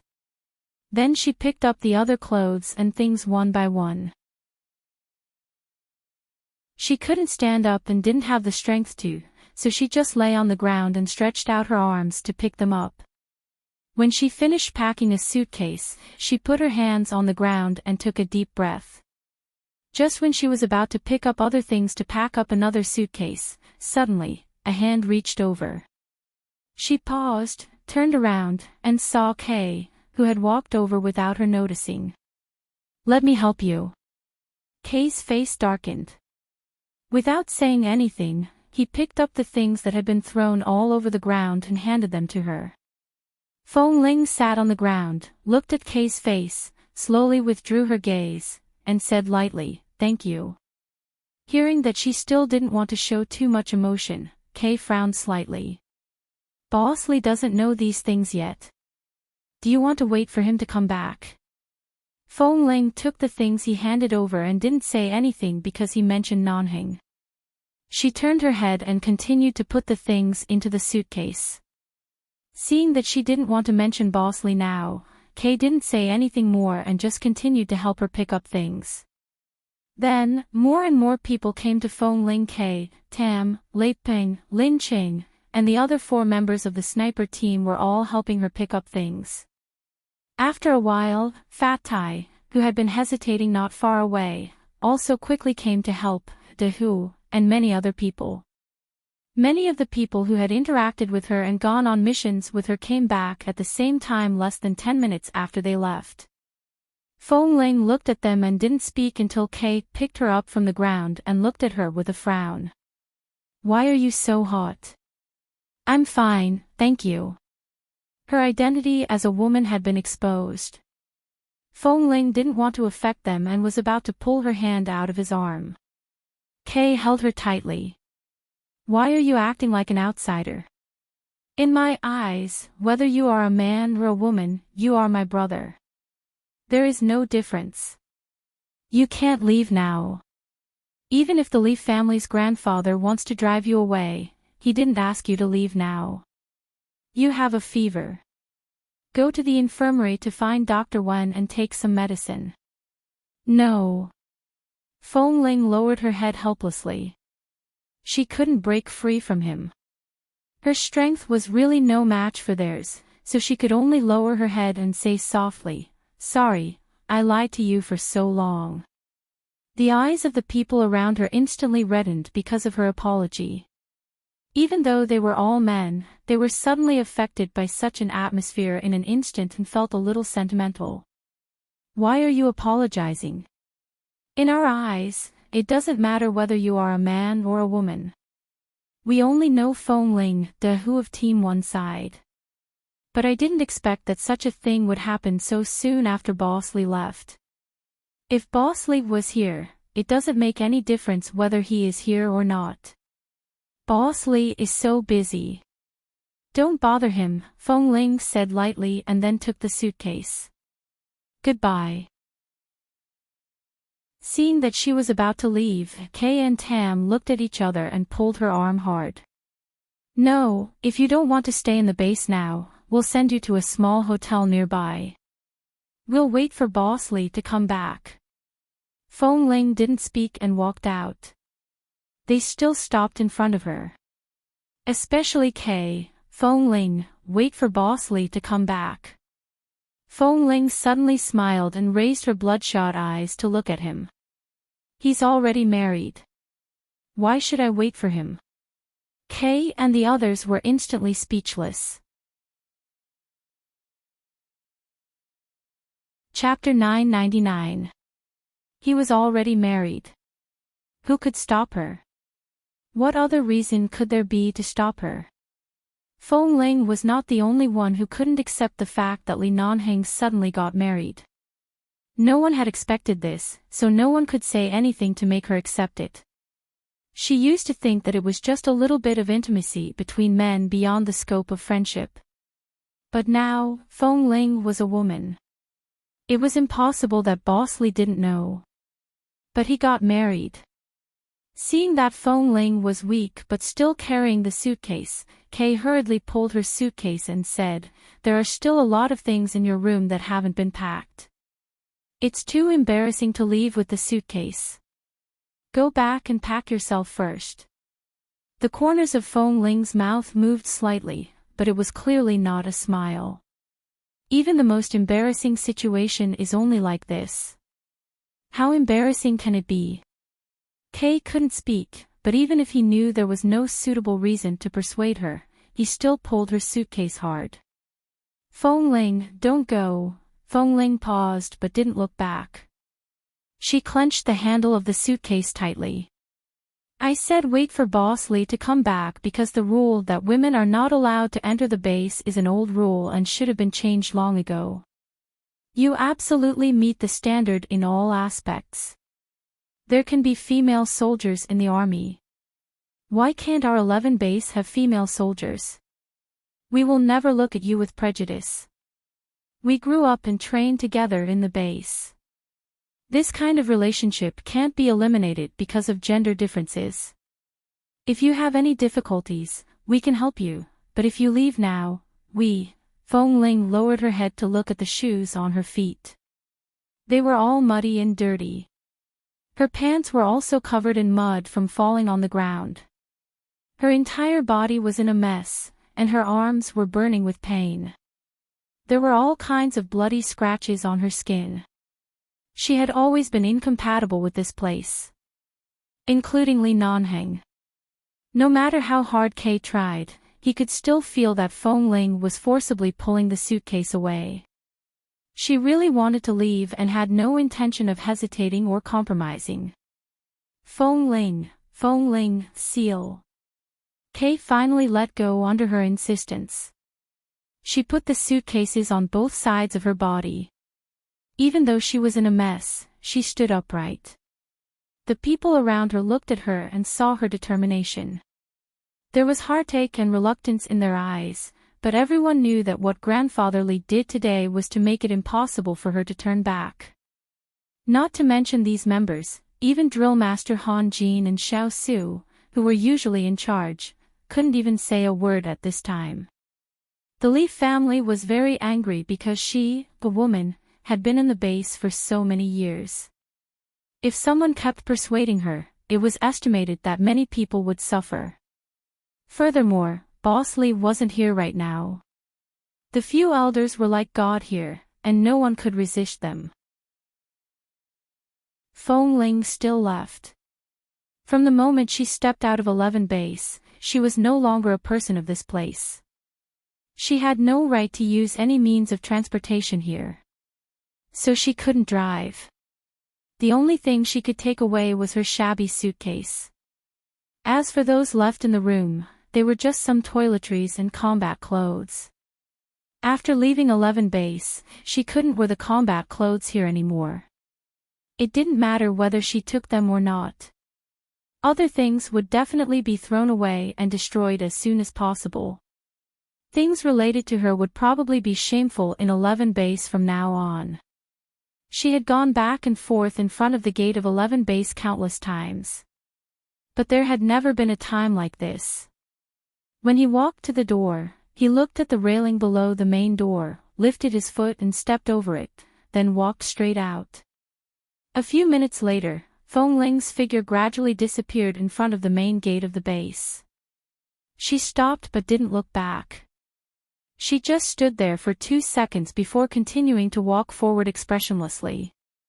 Kay and the others stood at the gate of the base looking at her back, their eyes red but they couldn't say a word. How could this be? Why did it become like this? Who can find a way to contact Boss? If Boss doesn't come back, Feng Ling will really leave. The elders of the Li family clearly know that Boss has been protecting Feng Ling, so they deliberately drove Feng Ling away when Boss was not here. Today, they even gathered so many people here to watch. Now even if Boss can bring Feng Ling back, Feng Ling can't continue to stay here as a man. How can she continue to survive here? Be rational. But what did Feng Ling do wrong? She is not as delicate as a woman at all. Tell me, when did she cheat in training and assessment? When was she not the best one? What's the point of saying this? In Los Angeles, there were not many scenes of sleet.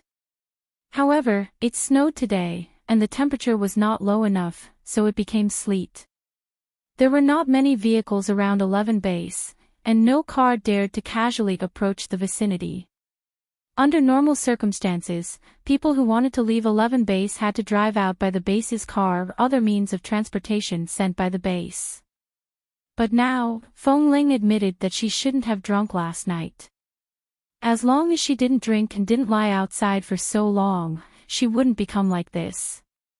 Even if she was found to be a woman, at least she wouldn't be lying on the ground and being insulted by others. But now it was too late to say anything. What she shouldn't have done the most was to let Li Nanheng steal her heart so easily. She shouldn't have given all her bottom line to him. Her biggest mistake was to fall in love with Li Nanheng. She just liked him. She didn't know what love was. But what was the pain in her heart that had spread to her limbs and bones since yesterday? Was it just love? If it was just love, how could it hurt to this extent? It turned out that one day, she could also learn to love. It turned out that the word love was really like what others said, it would hurt.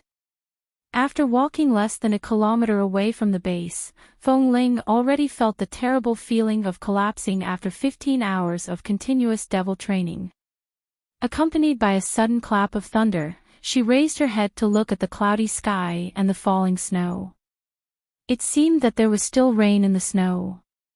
The snow was getting heavier, and the rain was getting heavier. Feng Ling pushed the suitcase in her hand forward and stepped on the long suburban road ahead, letting the rain and snow slap on her face as if she didn't feel anything. It was rare to see thunder in this season. Chapter 1000.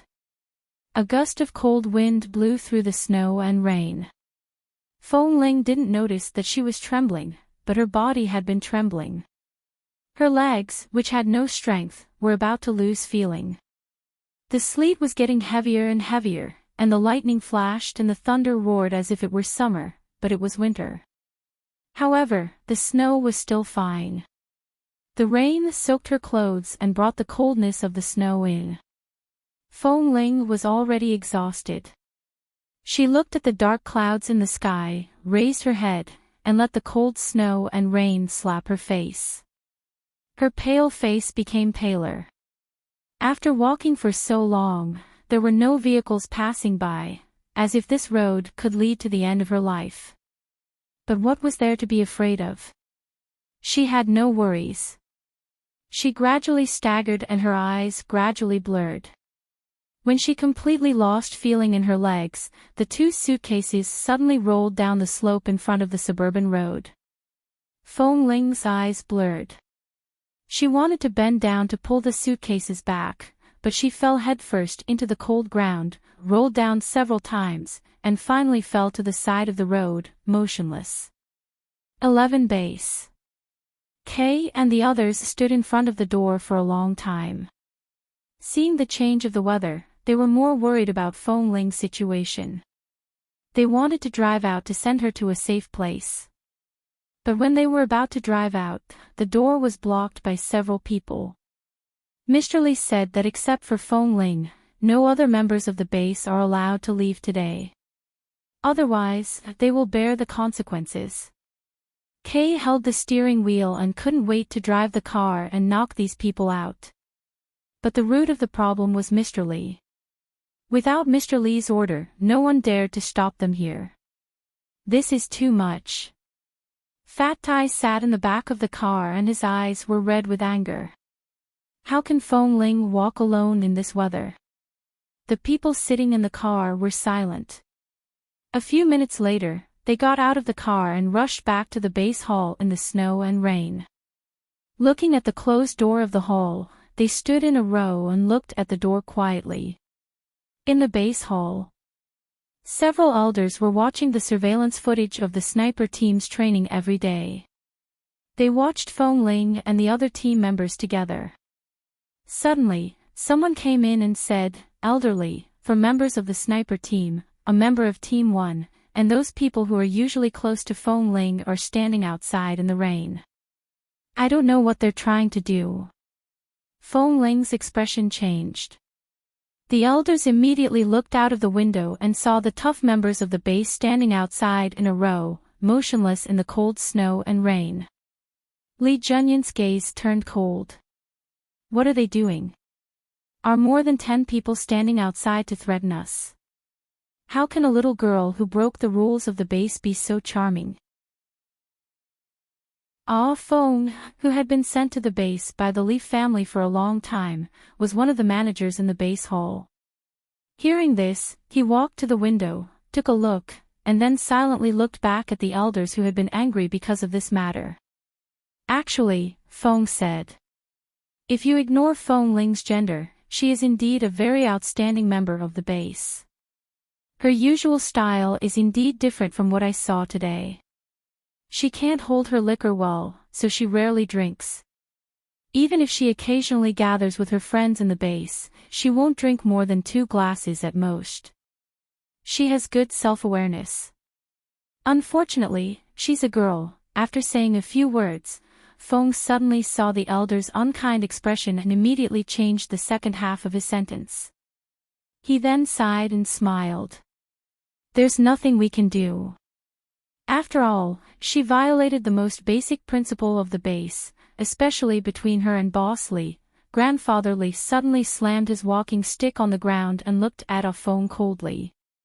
So you've long seen that Nan Heng is having an affair with this woman in the base.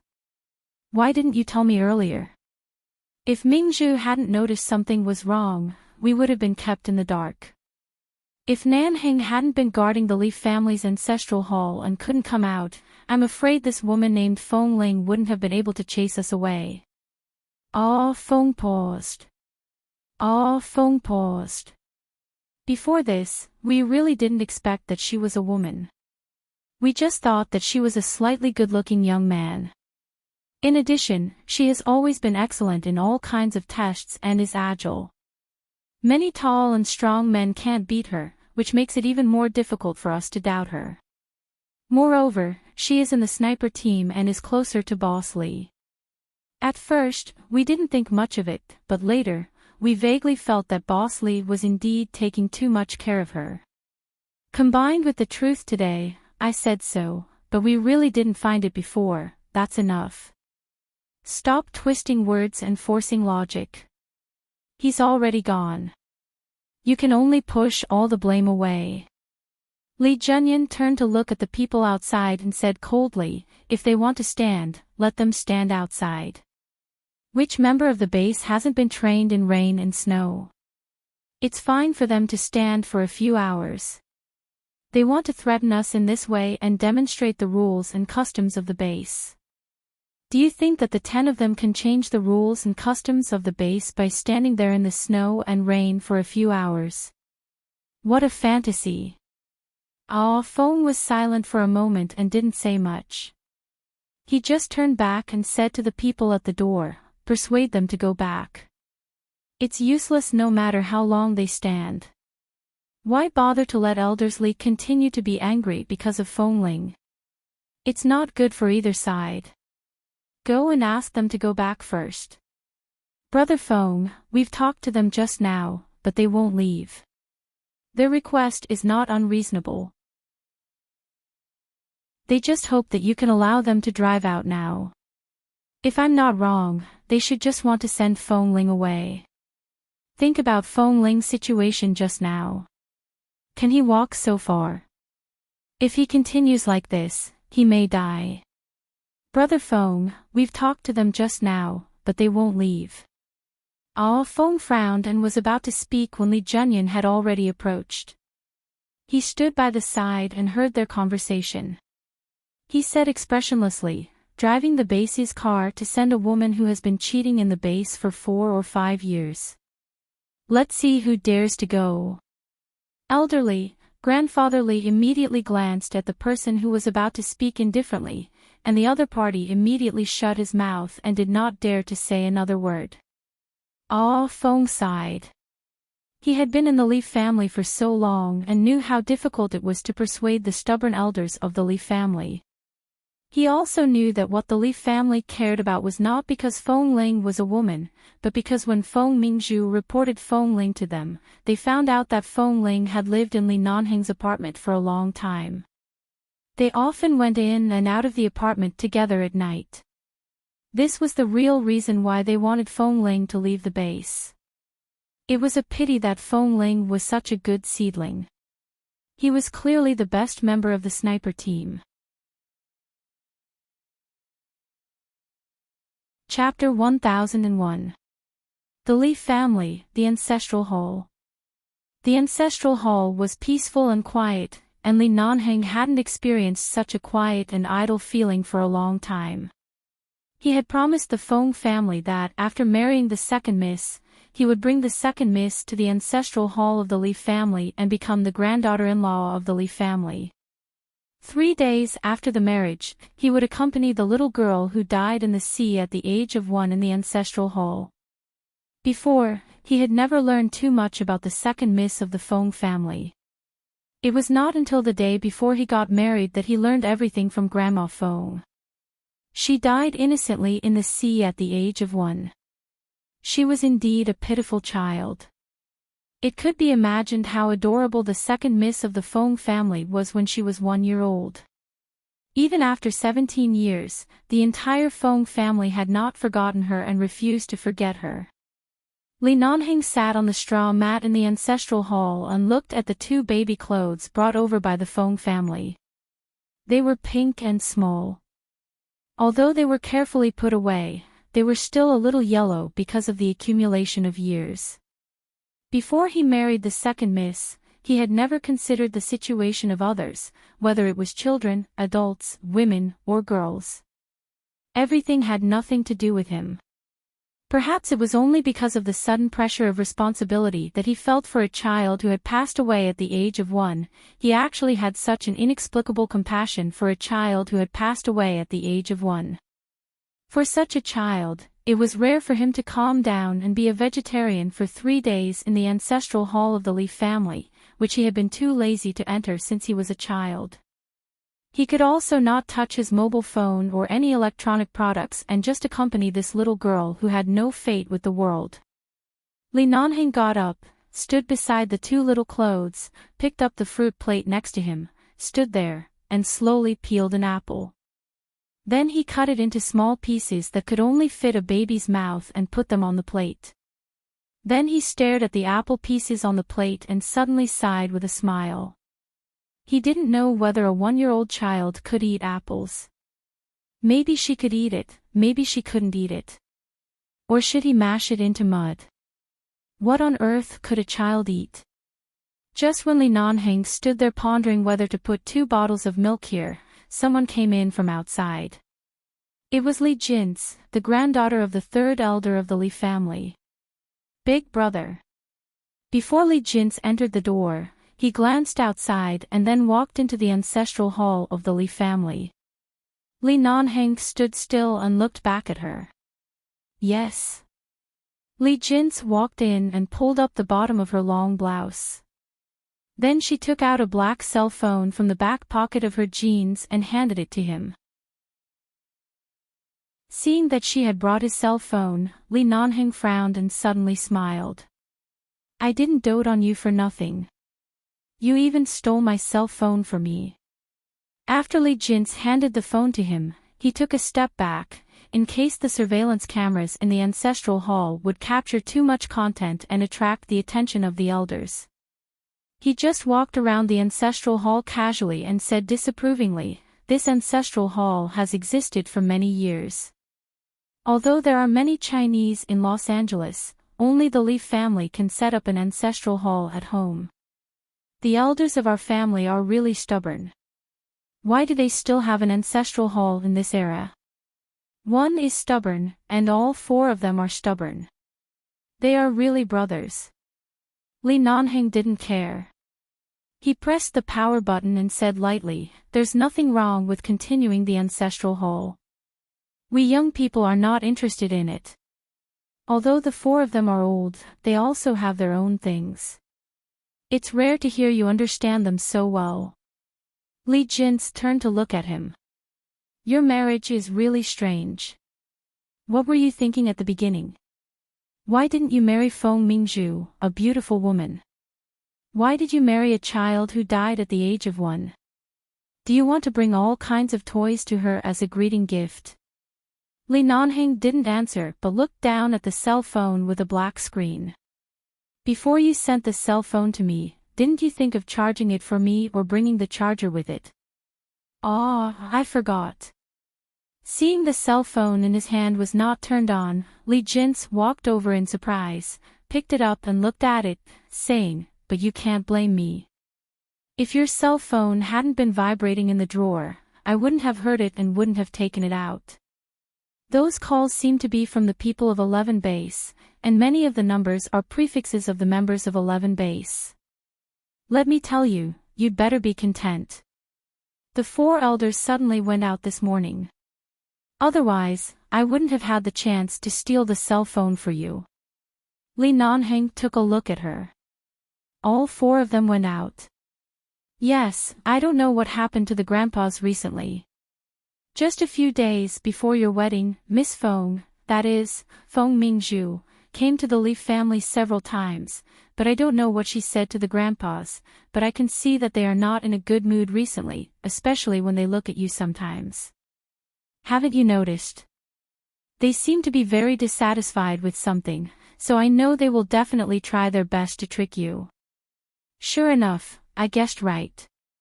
Not only did they marry the cenotaph, but they also made you stay here for 3 days and can't use your cell phone.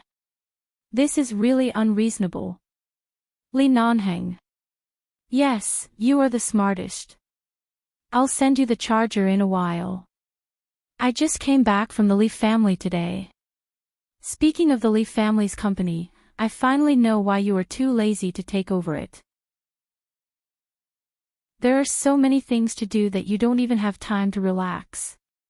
If I were you, I would rather live a more exciting life in 11 base than deal with those cunning foxes in the business circle.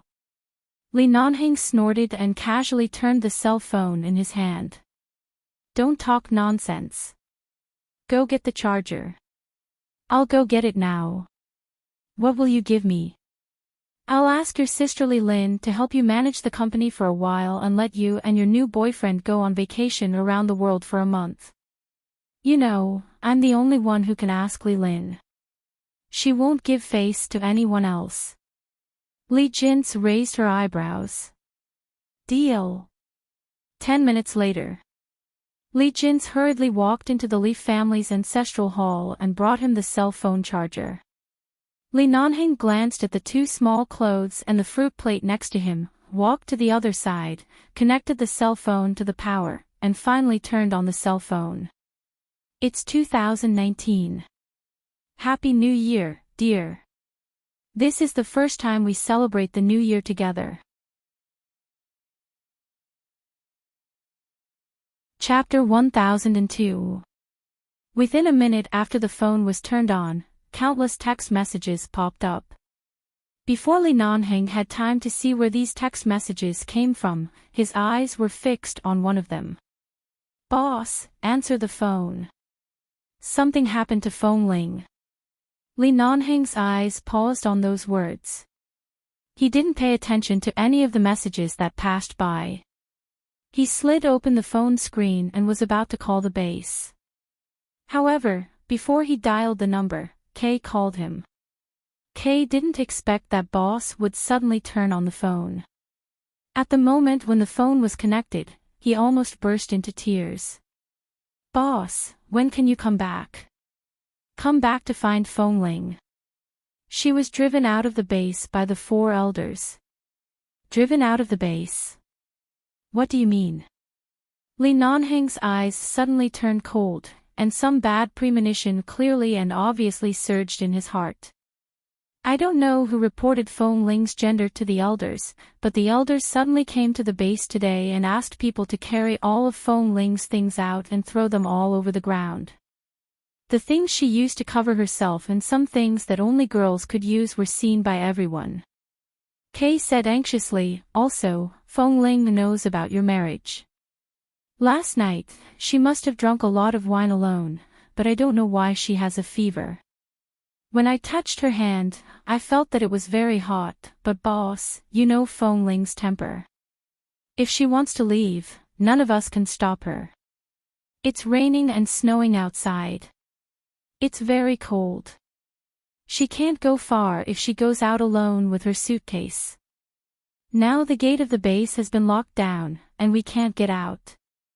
I don't know how Feng Ling is now, but when we looked at her before, I felt that she was in a bad state. Kay said anxiously, also, Feng Ling knows about your marriage. Last night, she drank a lot of wine alone, but I don't know why she has a fever. Li Nanheng suddenly turned his eyes to Li Jin's who was standing next to him. She just said that the elders suddenly went out together this morning. It turned out that this was what they planned to do when they forced him to stay in the ancestral hall for 3 days. Li Nanheng put down his cell phone and turned to walk out without saying a word. Hey, what are you going to do? Li Jins looked at him in surprise. Didn't we agree to stay here for 3 days? If you go out now, Grandpa will. However, the man seemed not to hear her and walked out quickly without looking back. Li Jins felt strange and didn't know what happened. She could only feel that Li Nanheng's expression was murderous. She quickly followed him out, only to see that Li Nanheng went to the parking lot in the front yard of the Li's house, opened the door, and got in the car. The black Hummer immediately drove out with a terrible engine sound, raising a cloud of dust on the ground. Los Angeles, Chingla Villa. The short-haired girl on the bed had been unconscious for a few hours. The spot on the back of her hand where the needle was inserted had turned blue. She was still in a deep sleep and had not woken up yet. She frowned because of the headache and cold feeling all over her body, turned to look at the woman on the bed, and said hoarsely, "Miss Wen." She frowned faintly because of the headache and the alternating hot and cold feeling all over her body. She turned to look at the woman beside the bed and said hoarsely, "Miss Wen." Wen Liqing looked at her by the bed. Seeing her wake up, she smiled. "Do you feel better?" Feng Ling looked at her for a while, looked around, and finally slowly raised her hand, put it on the back of her hand, and asked softly, "Where am I? Why are you here?" "It's rare for me to take a vacation in the hospital. I wanted to go to 11 base to find my brother, but I didn't expect to see you lying on the ground on the way," Wen Liqing said as she sat down on the bed, grabbed her hand, and touched it. "It's still very hot. How did you become like this? When I picked you up and brought you back to the car, your body was so hot that an egg could be cooked. There's also a strong smell of alcohol on your body, and there are skin wounds on your arms and legs. What happened?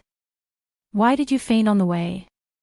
Hearing the words, 11 base, the confusion in Feng Ling's eyes instantly turned cold. She closed her eyes and was about to take her hand out of her hand, when Wen Liqing held her hand and said, "I know you are very weak and need to rest now. This is my residence.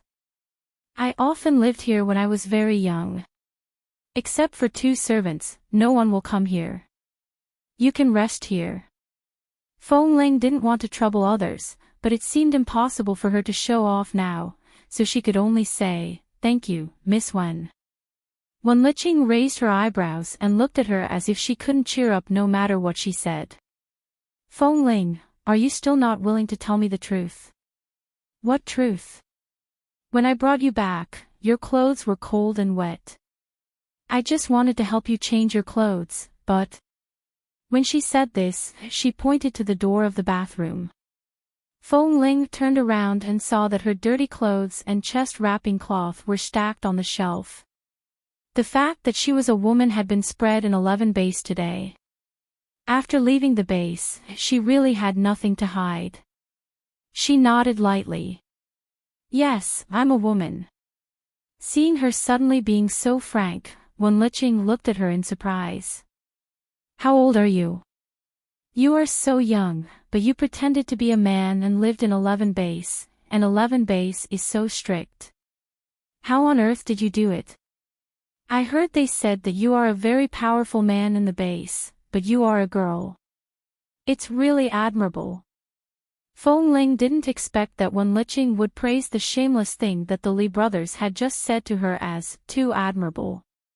She slowly raised her eyes and looked at Wen Liqing, who looked gentle and fair, with long, soft hair, and looked very kind when she smiled. She remembered that every time Wen Liqing went to 11 base, it seemed that she was for Dr. Wen. She didn't know much about the relationship between men and women, or the relationship between brother and sister. Although she didn't know what was going on, she knew that if she were a man, she would definitely like a woman like Wen Liqing. Not like herself, who had no character, no background, no sense of existence, and no femininity. "I'm sorry, I deceived all of you," Feng Ling said softly. Wen Liqing smiled. "I believe you, but you don't have to apologize. Do you think I didn't see the little ambiguous relationship between you and Li Nanheng when I was in the base? Although Nanheng didn't say anything, I can see that the relationship between you two is not so simple." Chapter 1003. Feng Ling didn't answer her but just looked at the back of her hand again. Wen Liqing didn't know that she just didn't want to mention Li Nanheng. She patted the back of her hand gently. "Your fever was too serious. I was afraid that it would be too late to feed you medicine, so I gave you an injection. In fact, in the United States, if it's not a particularly serious disease, we don't advocate injections. I can see how high your fever was. With that, Wenlicheng said, the temperature I measured just now is still a little hot, but at least it won't burn you. Just stay here and take a good rest. If you have anything to say to 11 base, I'll help you pass a message to them. There's nothing to say. I don't belong to 11 base anymore, Feng Ling said in a low voice. Wenlicheng didn't understand what she meant, and then she thought of Feng Ling's suitcase and her lying on the side of the road in embarrassment. She looked at her in surprise. 11 base doesn't accept women. My secret has been discovered, Feng Ling answered concisely. So what? Does it matter if you are a man or a woman? You are a good member of the base. Many men are not as good as you. Why do they? Wenlicheng's face was full of displeasure. I'll call my brother and ask him what happened. Even if someone wants you to leave, will Li Nanheng agree to let you go? Feng Ling closed her eyes and didn't answer. Seeing that she didn't speak and her face was so bad, Wenlicheng didn't ask any more and raised her hand to help her pull up the quilt. Okay, let's talk about it when you are better. It's raining and snowing heavily today, and it's cold now. I guess the road back to 11 base is deserted and will be frozen. Even if I take you back now, we can't drive back. The icy road is too dangerous. Have a good sleep first. As I said, there are no outsiders here. You don't have to feel any pressure. Just rest. Feng Ling closed her eyes and nodded slightly. Okay. Wenlicheng got up from the bed, closed the window, and turned to walk out of the room. The room returned to silence. Feng Ling opened her eyes and looked at the elegant room. She looked at the crystal lights on the beautiful ceiling for a long time and then slowly closed her eyes. With a bang, the door of the base hall was suddenly kicked open. Hearing the noise, Feng suddenly walked out from behind. As soon as he came out, he saw Li Nanheng, who was supposed to be in the ancestral hall of the Li family, walking in with a cold expression. Nanheng. Seeing his expression, he knew that he knew everything. Calm down. Where is Feng Ling?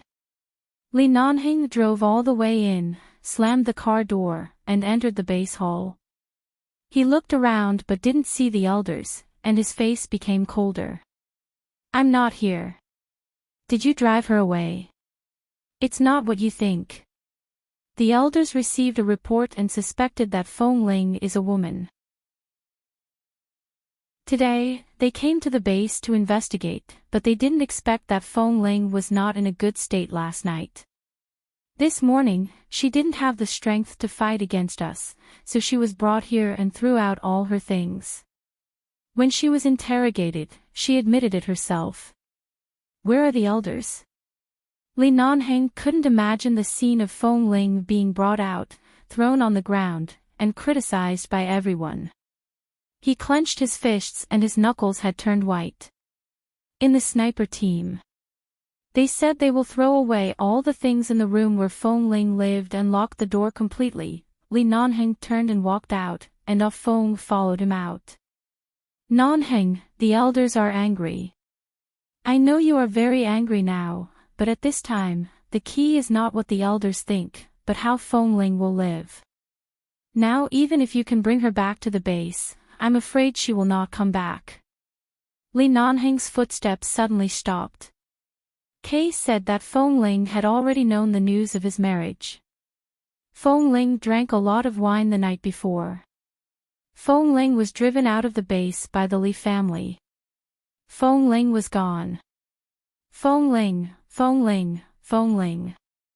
In his life, Li Nanheng had never been so entangled in his heart because of a person's name.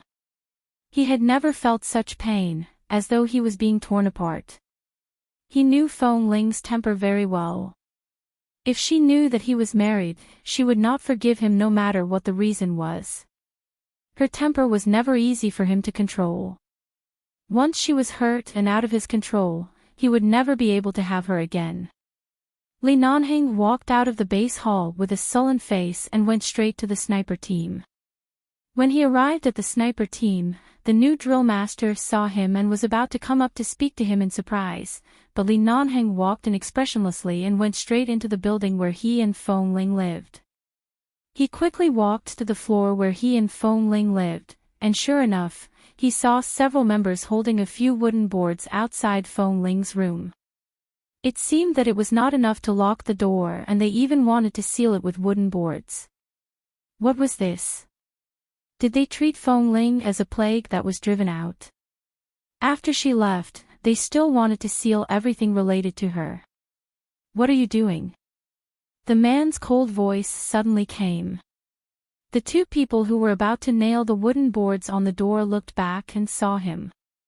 They were so scared that they hurriedly put the boards on the ground, turned to him, and bowed.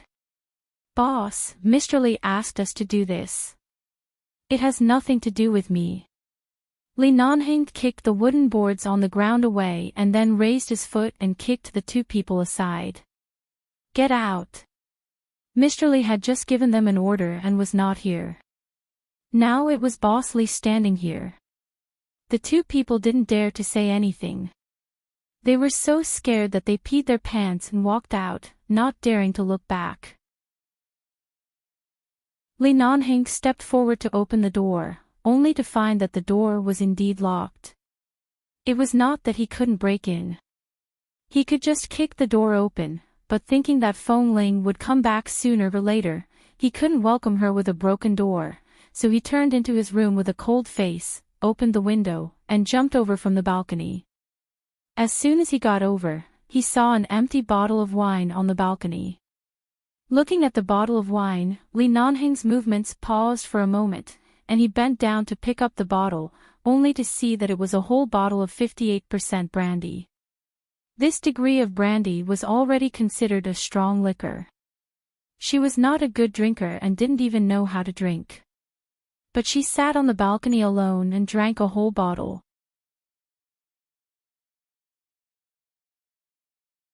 Chapter 1004. The man clenched the empty bottle in his hand so tightly that it almost broke in his palm. At this moment, his cell phone rang and Li Nanheng picked it up. Boss, didn't you find Feng Ling when you returned to the base? After talking to you on the phone, we finally came out, but we couldn't find Feng Ling. With her condition today, she can't walk that far. It's at least 20 kilometers from the base to a place where she can get a taxi. She has a high fever and it's snowing so heavily. It's impossible for her to walk out. Boss, when you returned to the base earlier, you didn't find Feng Ling either, right? Li Nanheng took the bottle into the window, looked at the mess on the ground, and said coldly, keep looking. Contact the Los Angeles Transportation Bureau and get the surveillance videos along the way and all the roads leading to the city. Okay. With boss's words, Kay was relieved. After hanging up the phone, he hurriedly went to contact someone.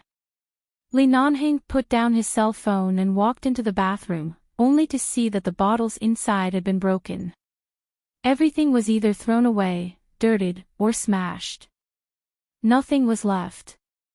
Just like the little Feng Ling he had been carefully holding in his hand, she was suddenly thrown into hell from a high place within one day. He didn't even come back to save her in time. From dark to dawn, Li Nanheng walked out of the room and saw his grandfather, Li Junyan, who had been standing in the corridor with a walking stick. Looking at the blue stubble around Li Nanheng's chin and the fact that he had been sitting in the room all night, Li Junyan was furious. When he walked over expressionlessly, he raised his cane and hit him hard on the back. Didn't I ask you to guard the cenotaph of second Miss Feng in the ancestral hall? Who allowed you to come out?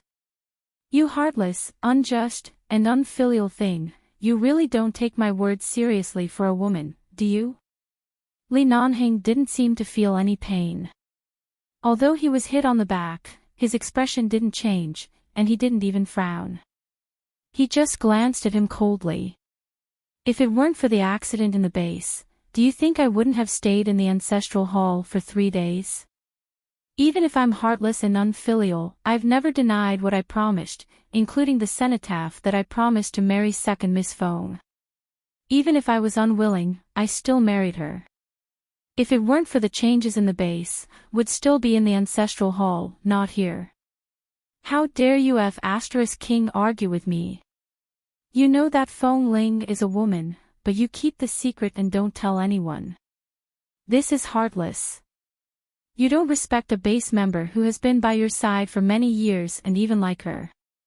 This is unjust. You know that the Li family has always hated women, and you know that I can't let you marry someone like Fong Ling, but you hide such a woman in the base and hold her in the palm of your hand every day. This is unfilial. I didn't directly blame you, but I just drove that woman out, but you left the little wife in the ancestral hall and came to find Fong Ling. Do you think I will give you a chance to see her again? I tell you, Nanheng, don't even think about it in this life. Fong Ling can't marry our Li family, even after 3 years. You'd better give up as soon as possible. And let me tell you, I plan to give full control of 11 base to Ah Fong. You'd better go back and take over the Li family. No matter how smartly Jinx and Li Lin are, they are still not half as smart as you. You still put all your attention on the base, but you still made the Li family rise steadily. If you can focus on the Li family business, then the Li family, I won't go back. Give up. Li Nanheng's face was cold as he threw down the words and left.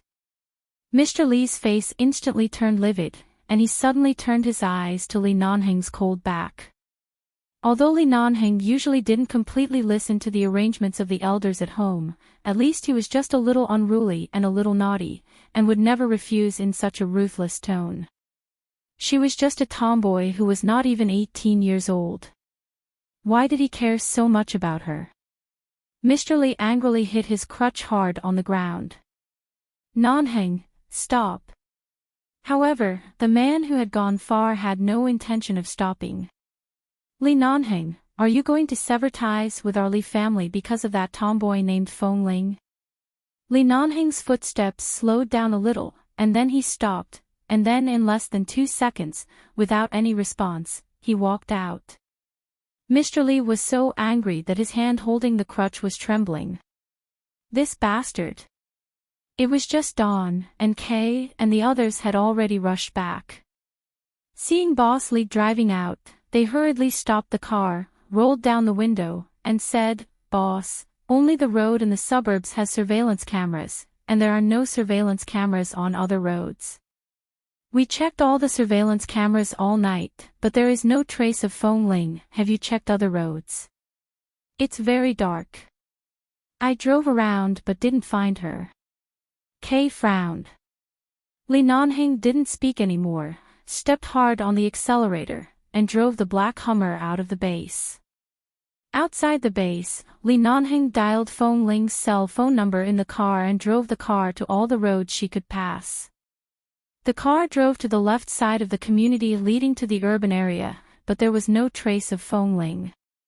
Her number had been dialed countless times, but her phone was always turned off. Where else could she go except to the urban area to find a place to settle down for the time being? There was not even a jungle nearby. She had lived outside for so many years. Even if she grew up in the jungle, it was impossible for her to go back to the jungle. It was impossible for her to adapt to that kind of life. Li Nanheng turned the car around and drove to the urban area with a gloomy face. The Li family. Qin Qiu and Mrs. Li got out of the car in front of the Li family, and Qin Qiu said unhappily when she got out of the car behind them, "Since you've already married my sister's cenotaph, what are you thinking about? This is only the 3rd day of the nominal marriage, and you want to come and see it? It's just the clothes of 2 babies. At most, they will be placed in the ancestral hall. What else can you do?" Do you have to be so worried? Chin Chou didn't speak but just glanced at Mrs. Li. Mrs. Li also didn't speak. A few days ago, she found that the round jade bracelet she had been carrying with her all year round was missing, and she was upset for a long time. After Li Nanheng married Li Nanheng, she felt even more uneasy, so she just wanted to come and see it. Li Jin's happened to come out at this time. Seeing them, she came up and said politely, "Mrs. Feng, Mrs. Li, Miss Feng, are you here to see Mr. Li? Is Nanheng here?" Chin Chou asked. "He should have gone to the base." Mrs. Li frowned.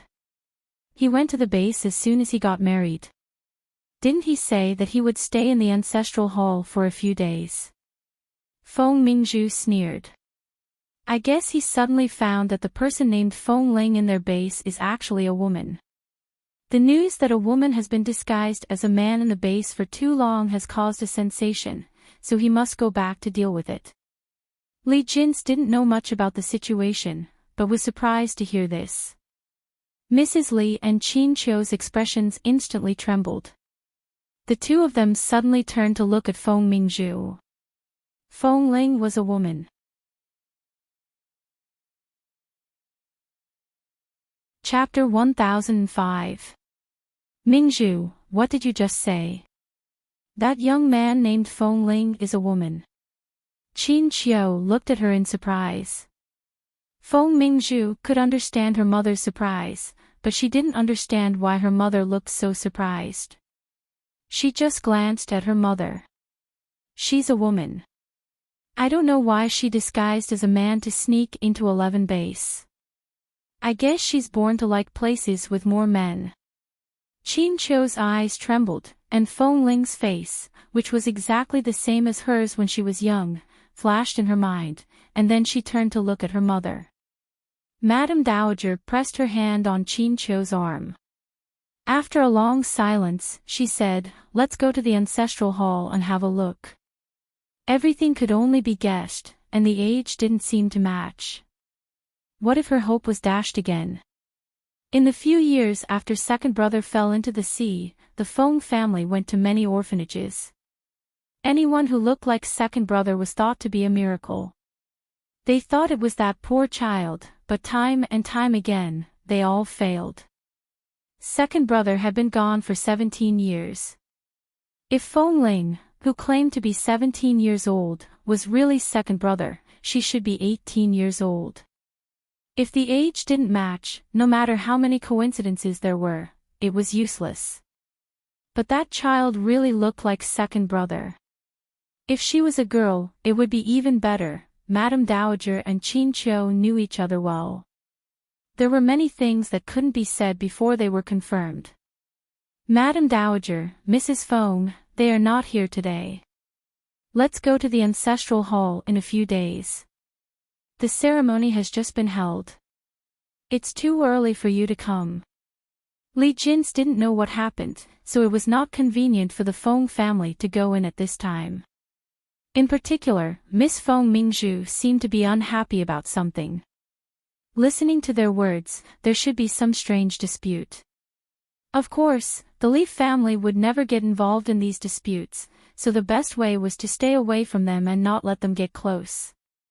"We're just going to take a look at second brother's cenotaph," the old madam said softly. "Madam, the clothes second miss left behind are not just these 2 years. You've only brought 2 of them here and kept the rest with you. It's only been 2 years and you've only left for 2 or 3 days. Do you really have to enter the Li family's ancestral hall? Madam, after all, you're from the same generation as the Li family's grandfathers. You should know that people who are not members of the Li family are not allowed to enter the ancestral hall. Besides, the Li family's patriarchal ideology has always been very serious. Even I, the granddaughter of third Master Li, have to repeatedly request and perform a ceremony to enter the ancestral hall. You, Mrs. Feng, and Miss Feng, this is not appropriate." Madame Dowager frowned but didn't insist on walking inside. "Forget it. Since the Li family has so many rules, I won't break them." When will Nanheng come back? I'm not sure. If you guys are too anxious, I'll give him a call now. But when I called him just now, he didn't answer. Then don't bother looking for him. Now that he has returned to the base, there must be something important. Madame Dowager skipped the topic about Feng Ling in the base, winked at Qin Qiu, and turned back to the car. Feng Mingzhu turned to look at the front door of the Li family's villa. She thought that she should have married into this place openly, but in the end, she still missed everything she wanted. She lowered her eyes, didn't say anything more, and got into the car. Seeing that the Feng family's car had left, Li Jin slowly breathed out. Really, they all suddenly left in one day, leaving her to clean up the mess at home. All the roads in the suburbs of Los Angeles were seriously frozen. Even the best driver couldn't completely control the stability of the car on such an uncontrolled icy road. The tires of the black Hummer were very stable, but they still skidded on the ice countless times. The car drove very fast, and on the road to the city, the car drifted because of the speed. Seeing that the car was out of control, Li Nanheng looked at the empty road ahead and the surrounding deserted fields, and his hands left the steering wheel. In the end, with a bang, the tall black Hummer hit the roadside fence, broke through the fence, and stopped hard in the barren field, and then the engine went out with a puff. Li Nanheng's chest was hit hard by the steering wheel, but he didn't even frown. When the car stopped, he sat silently in the driver's seat, looking at everything outside. His eyes were empty, and he slowly raised his hand hanging on his thigh, only to catch a mass of air. Last night, he sat in Feng Ling's room all night. He wanted to feel her temperature but couldn't. Only then did he realize that she hadn't left anything behind for so long. Once she disappeared, even if he had the ability, he might not be able to find her. Qingla Villa. After 2 days of rest, Feng Ling just caught a cold, had a fever, and had a hangover. After the fever subsided, she was fine and could get out of bed and walk around. Wenlicheng did give her a good rest space. Except for checking her body and eating time, she let her rest alone in the room most of the time. Feng Ling felt much better today. She went to take a simple shower, put on a set of light-colored sportswear given to her by Wenlicheng, and went to open her 2 suitcases. Most of the things in the suitcases could no longer be used or worn. After all, she walked outside in the sleet, and even the best suitcases had been soaked in water. Because the people here were very polite and wouldn't casually rummage through her things, the things in the suitcases were soaked in water for more than 2 days and could no longer be used. She packed up the things inside and prepared to throw them away, and noticed that her cell phone had been placed in this ball of clothes for a long time. Li Nanheng accompanied her to buy this cell phone, and it had been used for a long time. Once, he offered to help her change it again, but she refused. At that time, she inexplicably liked the things he chose for her. She didn't know what kind of emotion it was. She liked it, was reluctant to throw it away, and wanted to keep using it. Today, she finally understood what kind of emotion it was. So, there was no need to keep this cell phone. The girl squatting by the suitcases did not hesitate to throw the cell phone into the trash can, including all the other things that could no longer be worn or used, and threw them out.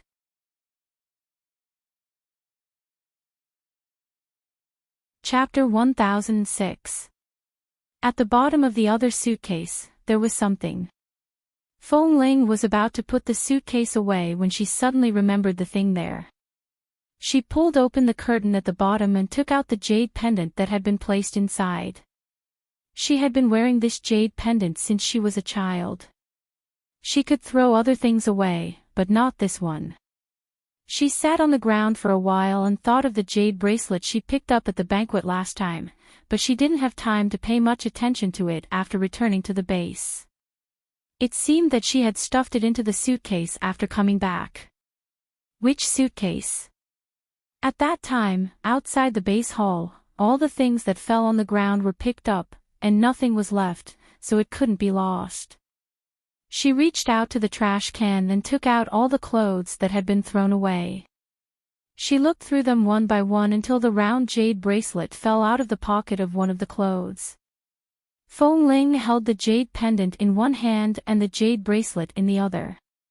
She looked at them for a while, then overlapped the two things in front of her eyes, and finally stuck them together. She pressed her fingers gently. The jade pendant and the jade bracelet fit perfectly in the middle of the jade bracelet as if they were one. Looking at the two things that suddenly merged into one in her hands, Feng Ling, who was squatting by the trash can, suddenly sat on the ground. At this time, the old lady's excited expression every time she looked at her, and Mrs. Feng, Qinqiu, occasionally fell into a trance when she looked at her. She didn't know much about the Feng family. She always thought that the Feng family only had one daughter, Feng Mingzhu, but she seemed to forget when it was. From the conversation between the mother and daughter, it seemed that Qinqiu had been thinking about another daughter who had died. Thinking of this, her mind suddenly became clear. At that time, the old lady in Qinqiu stared at her face, asked her if she was a man or a woman, and asked her age. After hearing that she was a man, the two of them were disappointed, and when they heard her age, they were even more disappointed. But her gender was fake, and she was not sure about her age. Could she be the daughter that the Feng family thought was dead? But no matter whether she was or not, the only living member of the Feng family was Feng Mingzhu. She was the eldest daughter of the Feng family. Li Nanheng would only marry Feng Mingzhu. What did this have to do with her own identity? If she could be the daughter of the Feng family just because of this pair of jade pendants, did it mean that when she saw Li Nanheng again, she would have to call him brother-in-law? Ha! How ridiculous! Feng Ling indifferently put the jade pendant in her hand back into the suitcase. Facing the possibility that her identity was about to be revealed, and the so-called dead daughter they mentioned, it meant that she was not abandoned, but something must have happened. However, she realized that at this moment, she actually didn't want to pursue the truth of her origins, and she didn't want to find her parents or her family. So what if she is? Moreover, Feng Mingzhu had always hated her. If she really appeared with the jade pendant, it would not be just one family that would be unhappy. A child raised by a wolf would never be welcomed anywhere. There was no trace of Feng Ling. It was as if he had vanished from the face of the earth. It was indeed difficult to find a person who had never contacted anyone outside. After she left, she didn't turn on her cell phone again, couldn't find the location of GS, and didn't use the money in her bank card. No one knew where she had appeared. Kay even contacted Xiao Fei and asked if he knew where Feng Ling had been recently, because Feng Ling didn't know anyone outside. But obviously, the result was the same. No one knew where she was. Li Nanheng's car was found in the wilderness that day, and then he sat in the car for a day and a night. The next day, the members of the base who came out to look for him found that Boss Li was unconscious in the car and rushed him to the hospital. Only then did they know that Li Nanheng hadn't eaten much since the day Li Nanheng got married. In the 2 days in the ancestral hall, he didn't eat anything. Because of Feng Ling's matter, he drove day and night without sleep, and the impact force when the car suddenly stopped in the wilderness and the air conditioning in the car was not turned on all night, so Li Nanheng was unconscious in the car for a long time. Logically speaking, Xiao Fei had already left the base and could no longer have any contact with the base, but he still drove back to the base because of Feng Ling's matter. He wanted to settle the score with Li Nanheng, but when he found Li Nanheng, he was still unconscious in the hospital, so he couldn't punch him. He just threw the English newspaper with the Feng and Li family's wedding on his bed and turned to leave with a cold face. Only Wen Liqing knew that Feng Ling had left. But she promised Feng Ling that she wouldn't say anything. If Li Nanheng was not married, maybe she would be the peacemaker and help him secretly pass the message. But the fact was just as Feng Ling left before she left. Li Nanheng was married. From the perspective of reason and emotion, there was no reason to disturb his life, and he was not qualified to disturb her future life. They were strangers in the future, and there was no need to meet again. When Feng Ling left, she left her card with more than 300,000 US dollars in deposit with Wen Liqing and then took 50,000 yuan in cash from Wen Liqing's hand. This way, she didn't want them to find out where she had withdrawn the money. And her expenses were not big. This money was enough for her to live a good life, find a stable job, and stay away from everything in Los Angeles. Wen Liqing certainly wouldn't touch the card Feng Ling left, even if Feng Ling said she could use the money in it at any time. But Wen Liqing was not short of money. She could feel Feng Ling's sincerity, so she liked Feng Ling very much. She liked Feng Ling's sincerity when her feelings were strong and her decisiveness when her feelings were fading away. She couldn't see people she shouldn't see, and she couldn't think about people she shouldn't think about. If she could understand this matter one day earlier, there wouldn't be those disputes and stories between her and her brother, and she wouldn't be so persistent. Feng Ling said that she especially envied a beautiful and gentle female doctor like her, who had a good family background, an excellent educational background, a good upbringing, and was gentle and kind to others. In fact, what Feng Ling didn't know was that people like Wen Liqing envied her decisiveness and freedom. In life, people who seemed to have everything on the surface, but what they had would become a burden that couldn't be abandoned in the future. No one's hope could be let down. But Feng Ling was different. The only thing she had to do was not to let herself down.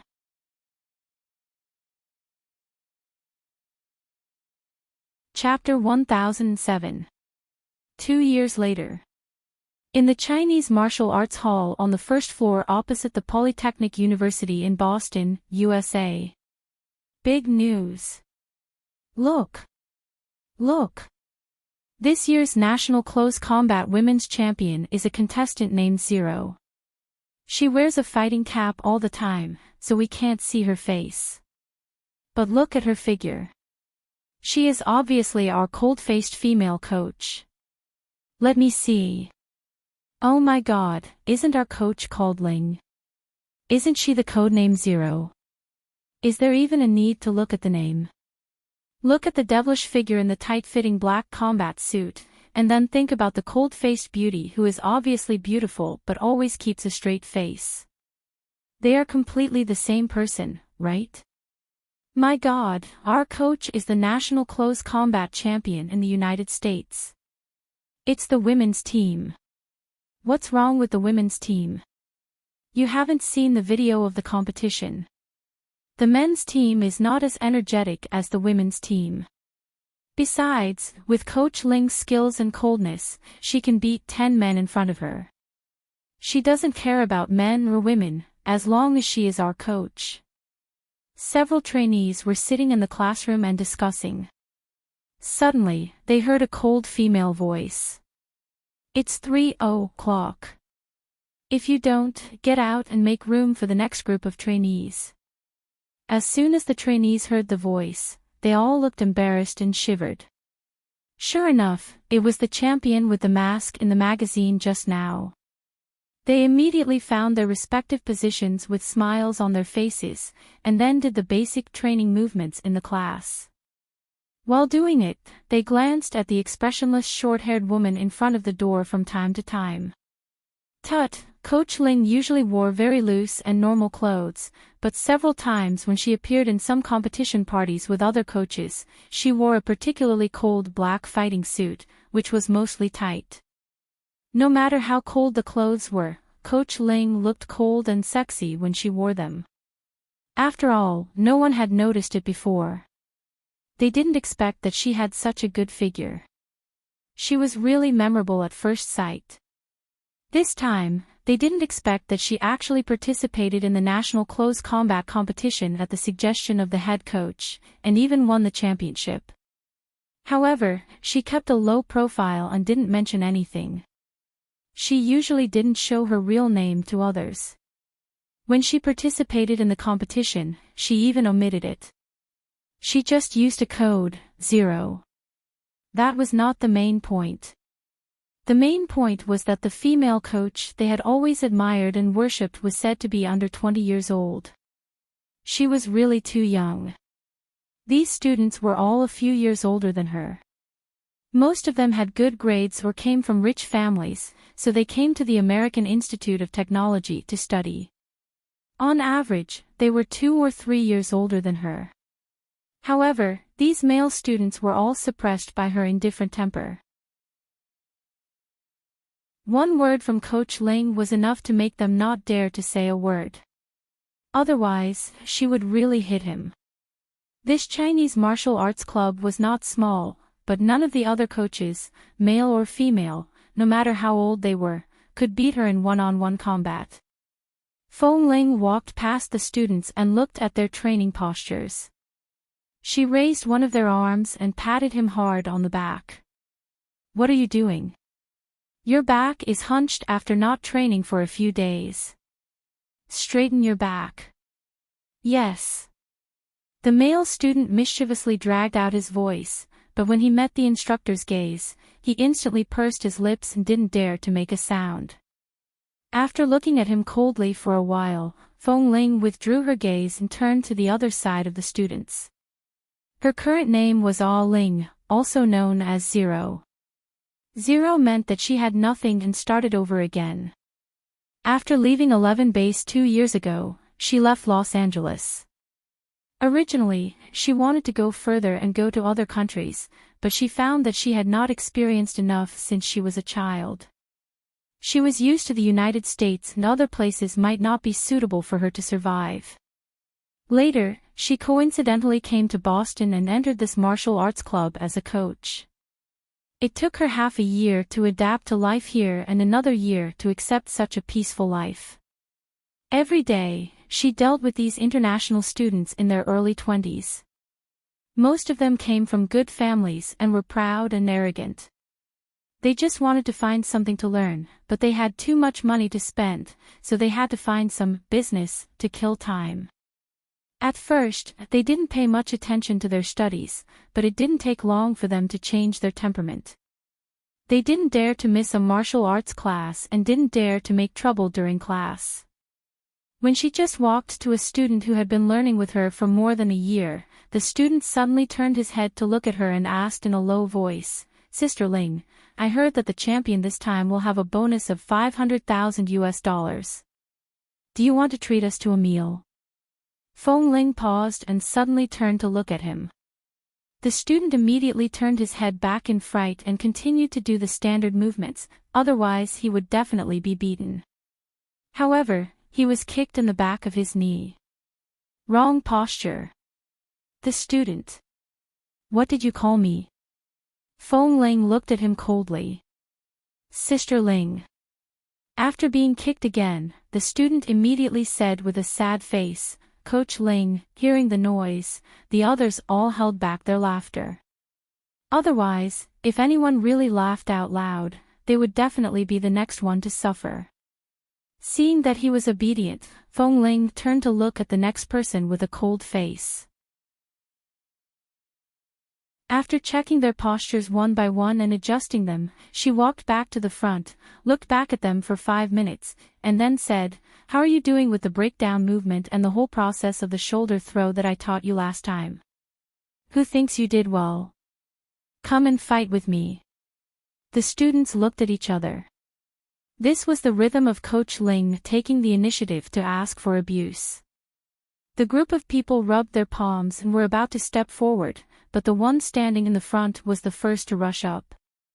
However, the faster he rushed up, the faster he lost face.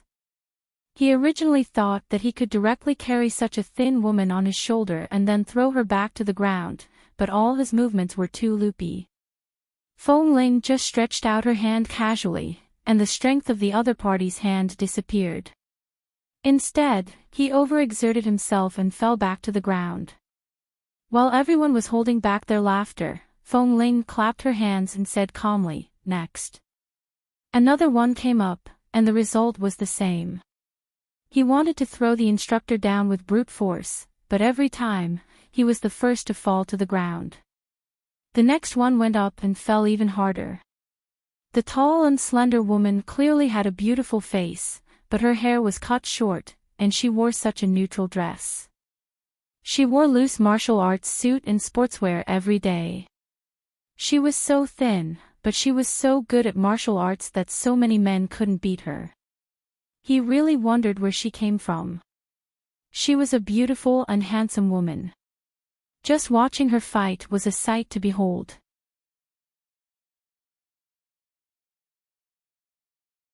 Chapter 1008. Who else wants to fight? I think you're all very confident. Come and have a try. Feng Ling looked at the students who got up from the ground and turned to look at the others. This time, the group of people didn't dare to move. After hesitating for a long time, another student came out. Everyone looked at him. It was Chen Beiqing, who always took the opportunity to show his presence in front of the coach. It was said that his family ran a bank in Boston. He was definitely a rich man. He studied business management at Harvard and was about to graduate, but he had been chasing after Drill Master Ling for a whole year. However, this year, he was completely ignored by Drill Master Ling. She didn't give him any chance at all. She didn't even agree to treat him to a meal. TSK, is Beiqing asking for a beating? Since it didn't work to treat him to a date, did he want to be beaten until he was half disabled? Feng Ling looked at him calmly and coldly. Classmate Chen, are you sure? Chen Beiqing was 23 years old and studied at Harvard University, which was very close to the Massachusetts Institute of Technology in Boston. He had not graduated from his senior year, but had already received a master's degree in business management. He was a very fair and gentle boy, and he had a deeper relationship with Feng Ling than others. The reason was that when Feng Ling first came here to work, Chen Beiqing was kidnapped by a group of gangsters here because of an accident in his family's bank. Feng Ling passed by the parking lot outside Harvard at that time and noticed that those people were sneaking towards the white car. Based on her sensitivity to these gangsters, it was not difficult for her to see what they wanted to do. She recognized the license plate number of the white luxury car. It was the car of Chen Beiqing, who had just come to the martial arts club to learn some kung fu, so she was a little cautious. When those people were about to rob Chen Beiqing's car, she quickly drove past them, stopped the car next to Chen Beiqing's car, rolled down the window, and winked at Chen Beiqing, who hadn't noticed the danger. Chen Beiqing saw those people behind through the rearview mirror, immediately backed up with her, accelerated, knocked away those people walking behind the parking lot, and then drove away at a high speed. On the same day, they also launched an extreme car chase on a nearby road. Those gangsters were not so easy to get rid of. Although Chen Beiqing didn't have any kung fu skills, he was good at driving. Under the hint of Feng Ling's eyes, he hesitated at first because he couldn't leave her alone. Later, seeing that she seemed to be fine, he asked her to stop the car in the middle of the road to block those gangsters, and he drove away quickly. They were just a few gangsters, so it was impossible for them to catch up with Feng Ling. When the police and Chen Beiqing arrived, those gangsters had been lying on the ground with bruises all over their faces. They didn't even have time to take out the guns in their pockets before they were thrown aside by Feng Ling. It was just a case of kidnapping and revenge by a rich family. After understanding the situation, the police took the gangsters away. After Chen Beiqing communicated with the police, he looked back and saw that Feng Ling had turned to get into the car and was about to leave, but before she drove away, he suddenly opened the door of the passenger seat and sat in. Feng Ling looked at him strangely. "What's up? Why do you want to help me?" he asked. Feng Ling fastened her seat belt and said calmly, "Didn't you just register at our martial arts club? I have some impression of you, so I helped you when I saw you. It's not a big deal. Are you going to help me or not? Do you know how difficult it is to deal with these people? I'm not familiar with you." If something happens and I don't admit it or take responsibility, what will you do? Feng Ling sneered. Little boy, you wouldn't care about this kind of thing if you didn't have full confidence. The dangerous people I've faced are much more ruthless than these gangsters. These people won't hurt me, and I don't need you to take responsibility for me. Get out of the car. I'm going back. Chen Beiqing raised his eyebrows, looked at her, and suddenly smiled. Little boy. How old are you? Feng Ling, although she didn't know how old he was, most of the students who studied in Harvard were over 20 years old. In short, they were all older than her. Feng Ling was expressionless. 25. Chen Beiqing raised his eyebrows. You don't look like me. Don't worry about it. Get out of the car. I still have something to do. You're out of danger. Go do what you need to do. Seeing that she was getting impatient, Chen Beiqing didn't say more. He just opened the door with a smile and said, I just want to go to the martial arts club to kill time. But now I have changed my mind. From today on, I will go to every class you teach. I will never be absent. Feng Ling ignored him. When he got out of the car, she closed the door and drove away. This matter was just a very small matter to her. She had experienced too many different kinds of fighting scenes. She just casually saved a student, so she didn't take it seriously. However, as he said, Chen Beiqing would definitely come to the 3 classes every week on time. In the first few months, he just came to class on time, but one day, he suddenly brought her a bouquet of roses every time he came to class. Feng Ling refused every time, so he simply asked someone to put the flowers on her desk and then came to class without saying a word. As time passed, Feng Ling was used to his stubbornness. Most importantly, he was stubborn under silence. He wouldn't pester her with words, nor would he do anything. It was just a bouquet of flowers. It was to tell everyone that he liked her and that he was pursuing her. However, he wouldn't say or do anything to annoy her, so she kept rejecting him. From the moment the flowers were sent to the table, to the door, and then directly into the trash can, he still delivered them without hesitation.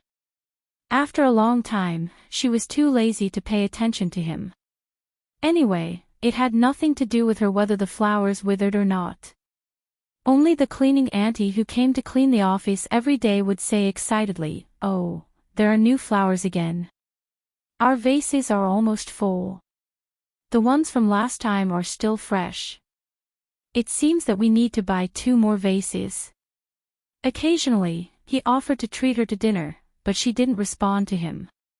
She also didn't respond to him when he invited her to a movie. Feng Ling didn't take it seriously, and Chen Beiqing didn't say much. Besides, those were all things outside of class.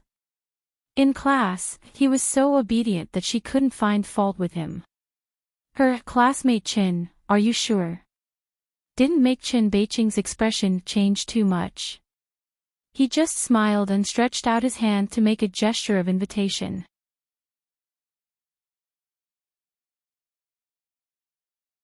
Chapter 1009. In an instant, there were whistles all around, and everyone was ready to watch the show.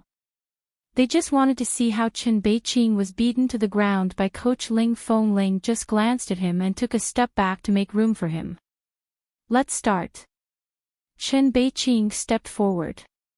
His movements were clean and neat, which was the standard posture of a good student. He stretched out his long arm and grabbed Feng Ling's arm. Just as Feng Ling was trying to find a loophole in his movements, he suddenly pulled her in front of him. Feng Ling instantly raised her eyes to look at him and was about to push him away when he moved his hand forward and suddenly clasped it on her left shoulder. When her expression suddenly changed, he abruptly lifted her onto his shoulder. Under everyone's shocked gaze, he placed her on his shoulder for about 10 seconds. He deliberately did not let Feng Ling struggle and spun several times on the spot before throwing her back onto the soft cushion on the ground. The cushion was soft, so it didn't matter if she fell down, but at the same time, Chen Beiqing regretted it. Afraid that she would be hurt, he turned back and wanted to pull her up, but Feng Ling kicked him away in anger. Just as they were arguing and tearing each other apart, her movements became unsteady. His movements also became unsteady, and he suddenly fell down, pressing on top of her. Seeing the cold-faced female coach was pushed down on the spot, the surrounding people whistled even more, accompanied by all kinds of exclamations. Chen Beiqing was also taken aback for a moment. This was something he didn't expect. Feng Ling looked at him coldly. "Get up." Chen Beiqing looked at her, a little moved and a little apologetic in his eyes. He got up and was about to pull her up, but Feng Ling didn't even look at his hand. She got up and asked coldly, "How do you know I have a wound on my shoulder? You haven't learned anything else, but you've learned to attack people's weaknesses. I noticed that every time I touched your left shoulder, you looked uncomfortable about 8 out of 10 times.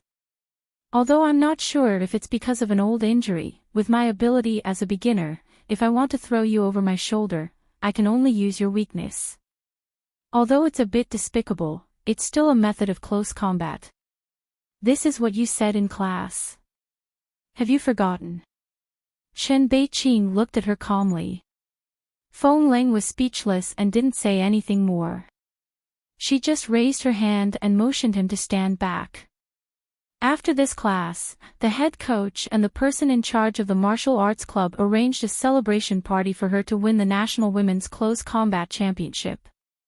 Originally, Feng Ling wore a mask and didn't say her real name. She only reported a code name, but it didn't matter if she was recognized. However, she didn't plan to be high profile. It was just that she didn't have anything to do at that time. Every day, she just went to class and rested. Her life seemed to have lost its purpose and she was numb.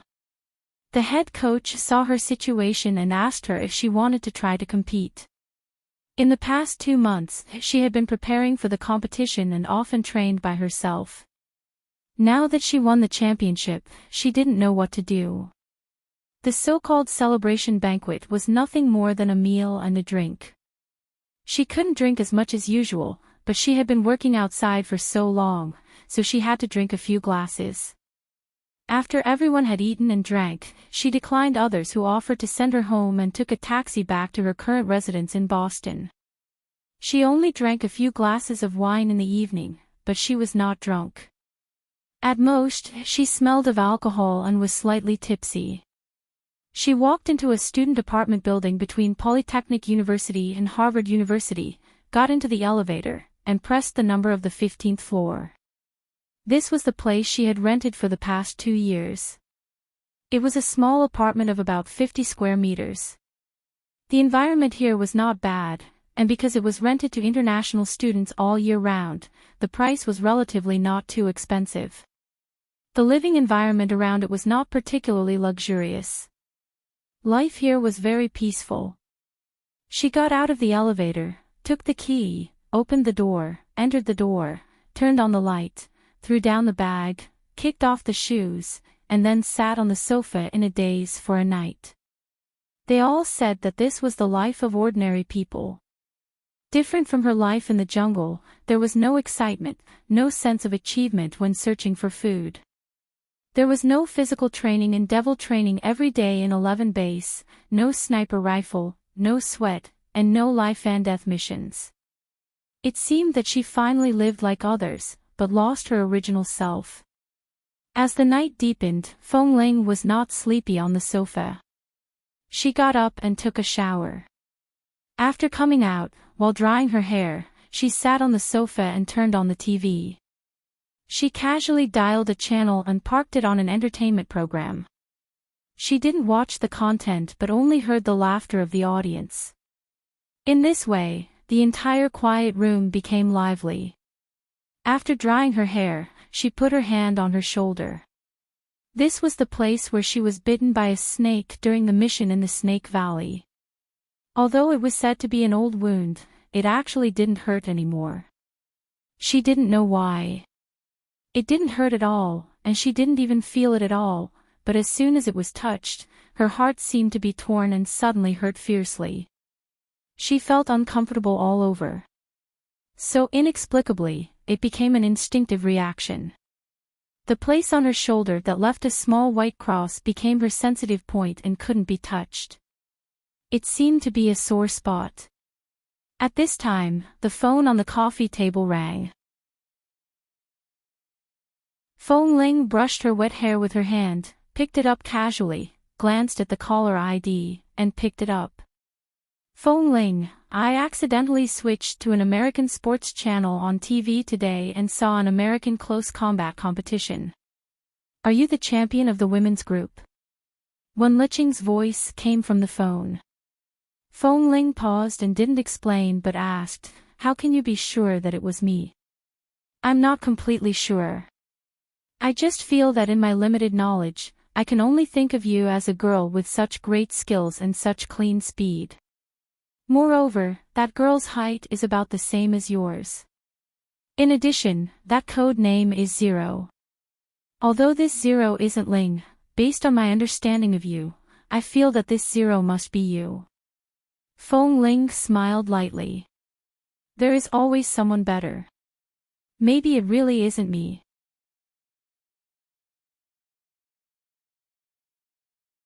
Chapter 10:10. Wen Liqing smiled. You don't have to explain to me.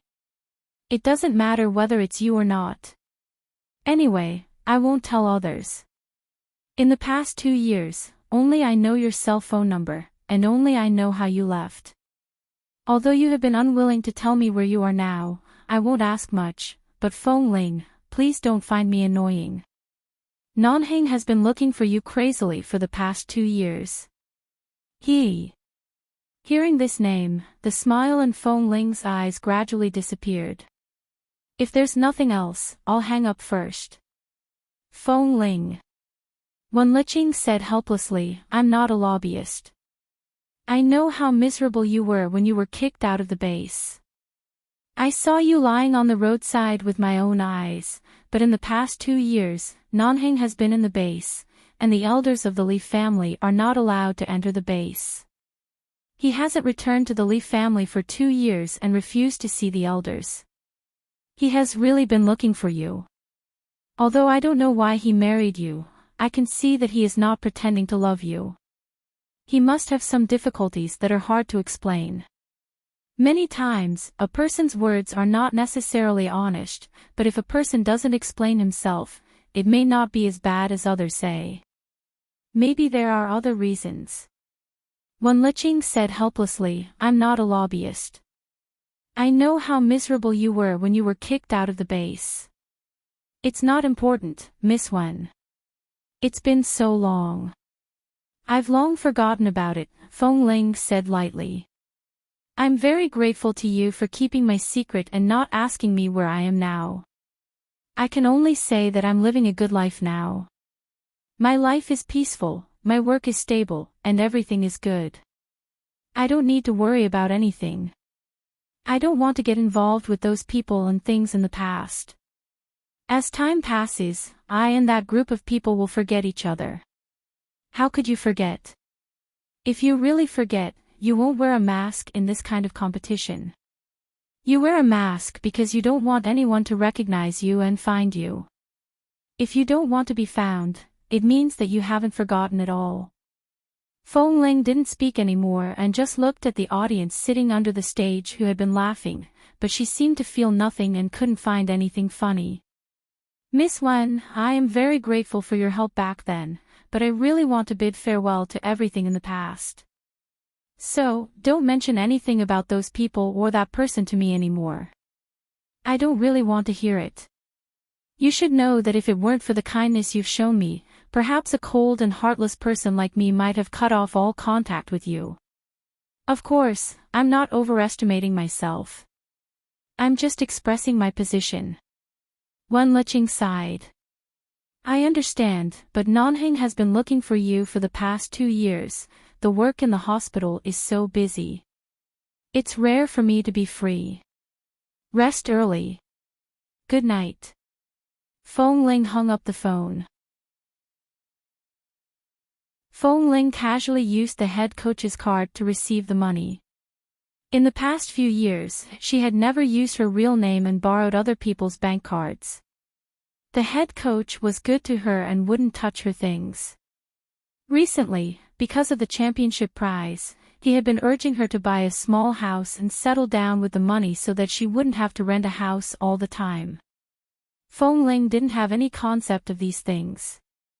She just wanted to eat well and have a place to live. However, the coaches in the martial arts club all persuaded her like this, so she had to look around. There were no new buildings nearby, and most of them were small apartments suitable for foreign students. She liked a duplex of about 60 square meters near the place where she lived now. Her prize money and the salary she had saved in the past 2 years were just enough for a down payment. It was not a bad idea to buy an apartment that she could decorate to her liking. So she bought it. Because it was not a new building, the original owner of this apartment decorated it in a messy style. She had the whole house demolished and redecorated, so she couldn't live in it for the time being. Considering that she had to live in at least half a year later, she still had to live in the small house she rented. Anyway, she was used to living there, so it didn't matter where she lived. However, although the people around her were happy for her, they all knew her temper and didn't spread it around. Because she wore a mask and they respected her idea of keeping a low profile, they didn't say it to others except for discussing and envying each other. The days passed peacefully. The only exception was Chen Beiqing, who would ask someone to send a bouquet of flowers before each class.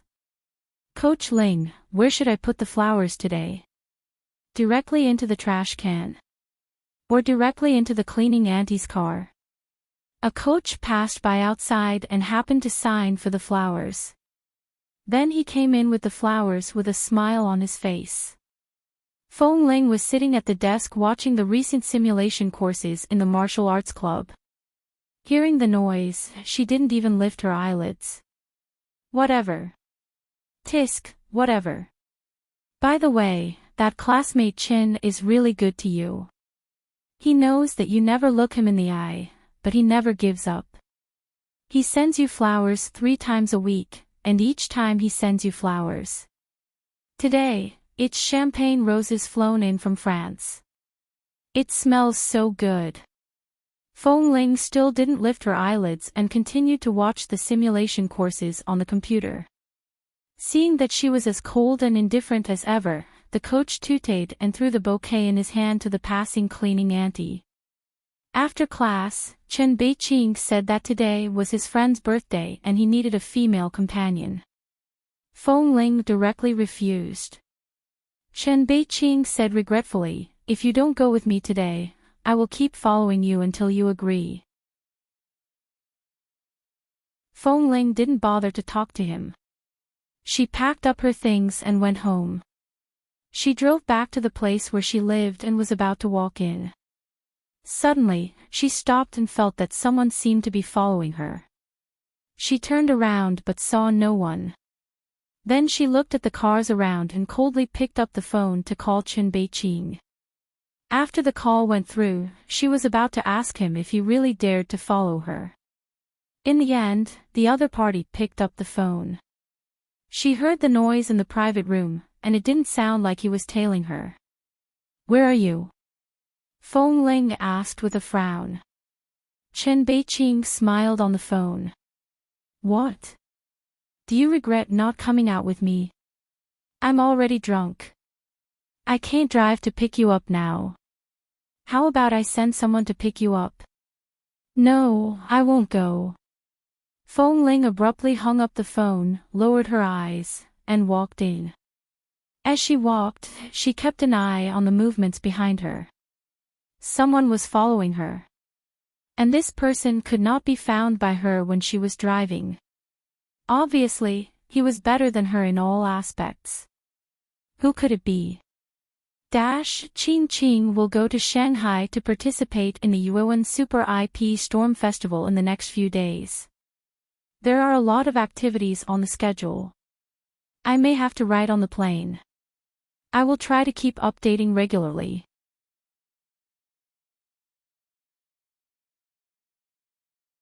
Chapter 10-11. Sensing the presence of the person behind her, Feng Ling did not go home directly but turned into a supermarket nearby. She bought some things in the supermarket and pushed the shopping cart while paying attention to the people behind her and behind the nearby shopping racks from time to time. She strolled back and forth in the supermarket for half an hour. The sky outside was already dark. Feeling that the person didn't seem to be following her, she paid the bill and went out. After walking out of the supermarket, she did not go back immediately. She walked around the parking lot again and looked at all the cars parked there one by one. She had lived here for a year and a half, and she had an impression of every car that was often parked downstairs. Her naturally keen observation skills allowed her to instinctively notice a car that she had never seen before. However, in the past few days, she had not seen any unfamiliar people or cars, including just now. There were no people or strange movements. After returning to the car, she sat quietly for another hour. After confirming that the person seemed to have left, she quietly closed the car door and quickly walked into the building where she lived. When she arrived at the floor where she lived, she looked around again and raised her eyes to the corridor security monitoring equipment in the corner of the corridor that was normally lit. After thinking for a while, she entered the door. This situation of being suspected of being followed lasted for about 3 days. Every time when Feng Ling returned home from outside, she felt that someone seemed to be watching her from behind, but she could not find any car or suspicious person. On the 3rd day, she simply turned around and walked to all the places nearby that could hide a person. Whether it was behind a tree, in a corner between buildings, or in a shadow, or in a coffee shop, dessert shop, or a small restaurant downstairs, all kinds of people were there, but they were all eating and shopping normally. It was different from the stares she felt from the people following her. Since she came to Boston, she had not provoked anyone, and no one knew who she used to be. She had no enemies. If she really did offend someone, it was probably the gang of gangsters who helped Shin Beiqing back then. However, it had been so long. If they had the ability to take revenge, they definitely wouldn't have waited until a year and a half later. A few days ago, the head coach told her to pay attention to her safety. After all, the black tight suit she wore on the fighting field was too sexy. Not only did she make a lot of money, but her figure was also so good. At that time, it was even broadcasted on TV, and many people saw it. Once someone recognized her, it was likely that they would disguise themselves as a lecherous tram and plot against her. Of course, ordinary perverts couldn't beat her. However, the person who was following her was clearly not an ordinary person. To be able to stand outside of all her defenses and cautiousness, and not even a trace of it could be found. Whether it was in martial arts or acuity, he was above her. Inexplicably, a thought suddenly jumped into her mind. Her face suddenly turned cold. She stopped looking and turned to quickly walk back. After returning home, she threw down her bag and walked to the window to look out. It was still quiet downstairs, and there was no hidden car driving away. It was so quiet that it seemed as though she had been overthinking for the past 3 days. Knock, knock. Just as Feng Ling took off her coat and was about to prepare some dinner for herself, she suddenly heard someone knocking on the door. Hearing the rhythmic knocking, her hair instantly stood on end. She turned to look at the knocking door and walked over. Through the door, she was not sure who was standing outside. She only looked at the door coldly and thought of all the possibilities. Then she remembered that the other party's martial arts skills were above hers. Apart from that person, she really couldn't think of anyone else who would be bored enough to follow her. She abruptly opened the door and looked out coldly. However, she saw a middle-aged man in work uniform standing outside with a cardboard box in his hand. "Hello, Miss Ling, is this your express delivery?" Feng Ling looked at the box in his hand and then looked at the man in front of her. "When did you come up?"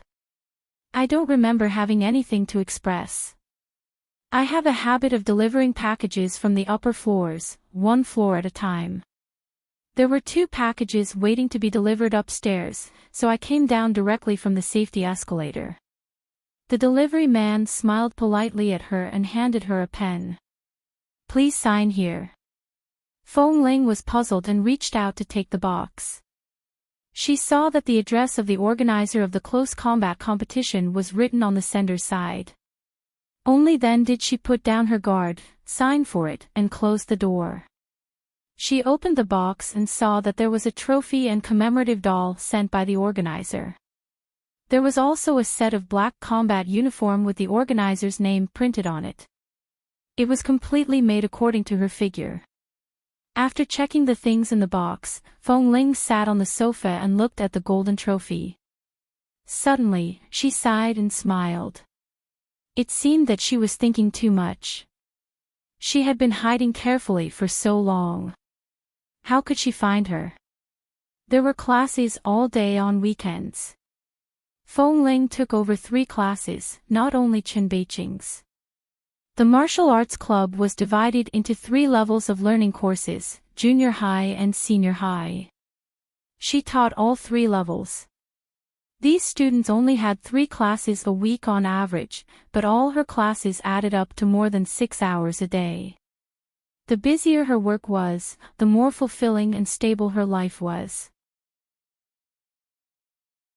The head coach and the boss of the martial arts club especially liked her because she was not afraid of hard work. As long as there was a need, as long as she could do it, she would not refuse. Other coaches always wanted to have a holiday on the weekend to accompany their families and girlfriends. Only Feng Ling had a full schedule every day and never took a day off.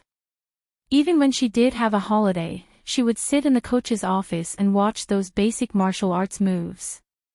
Once she did, she would watch them for a whole day. In the eyes of her colleagues and students, she didn't live like a woman at all. But she was beautiful and didn't even know it.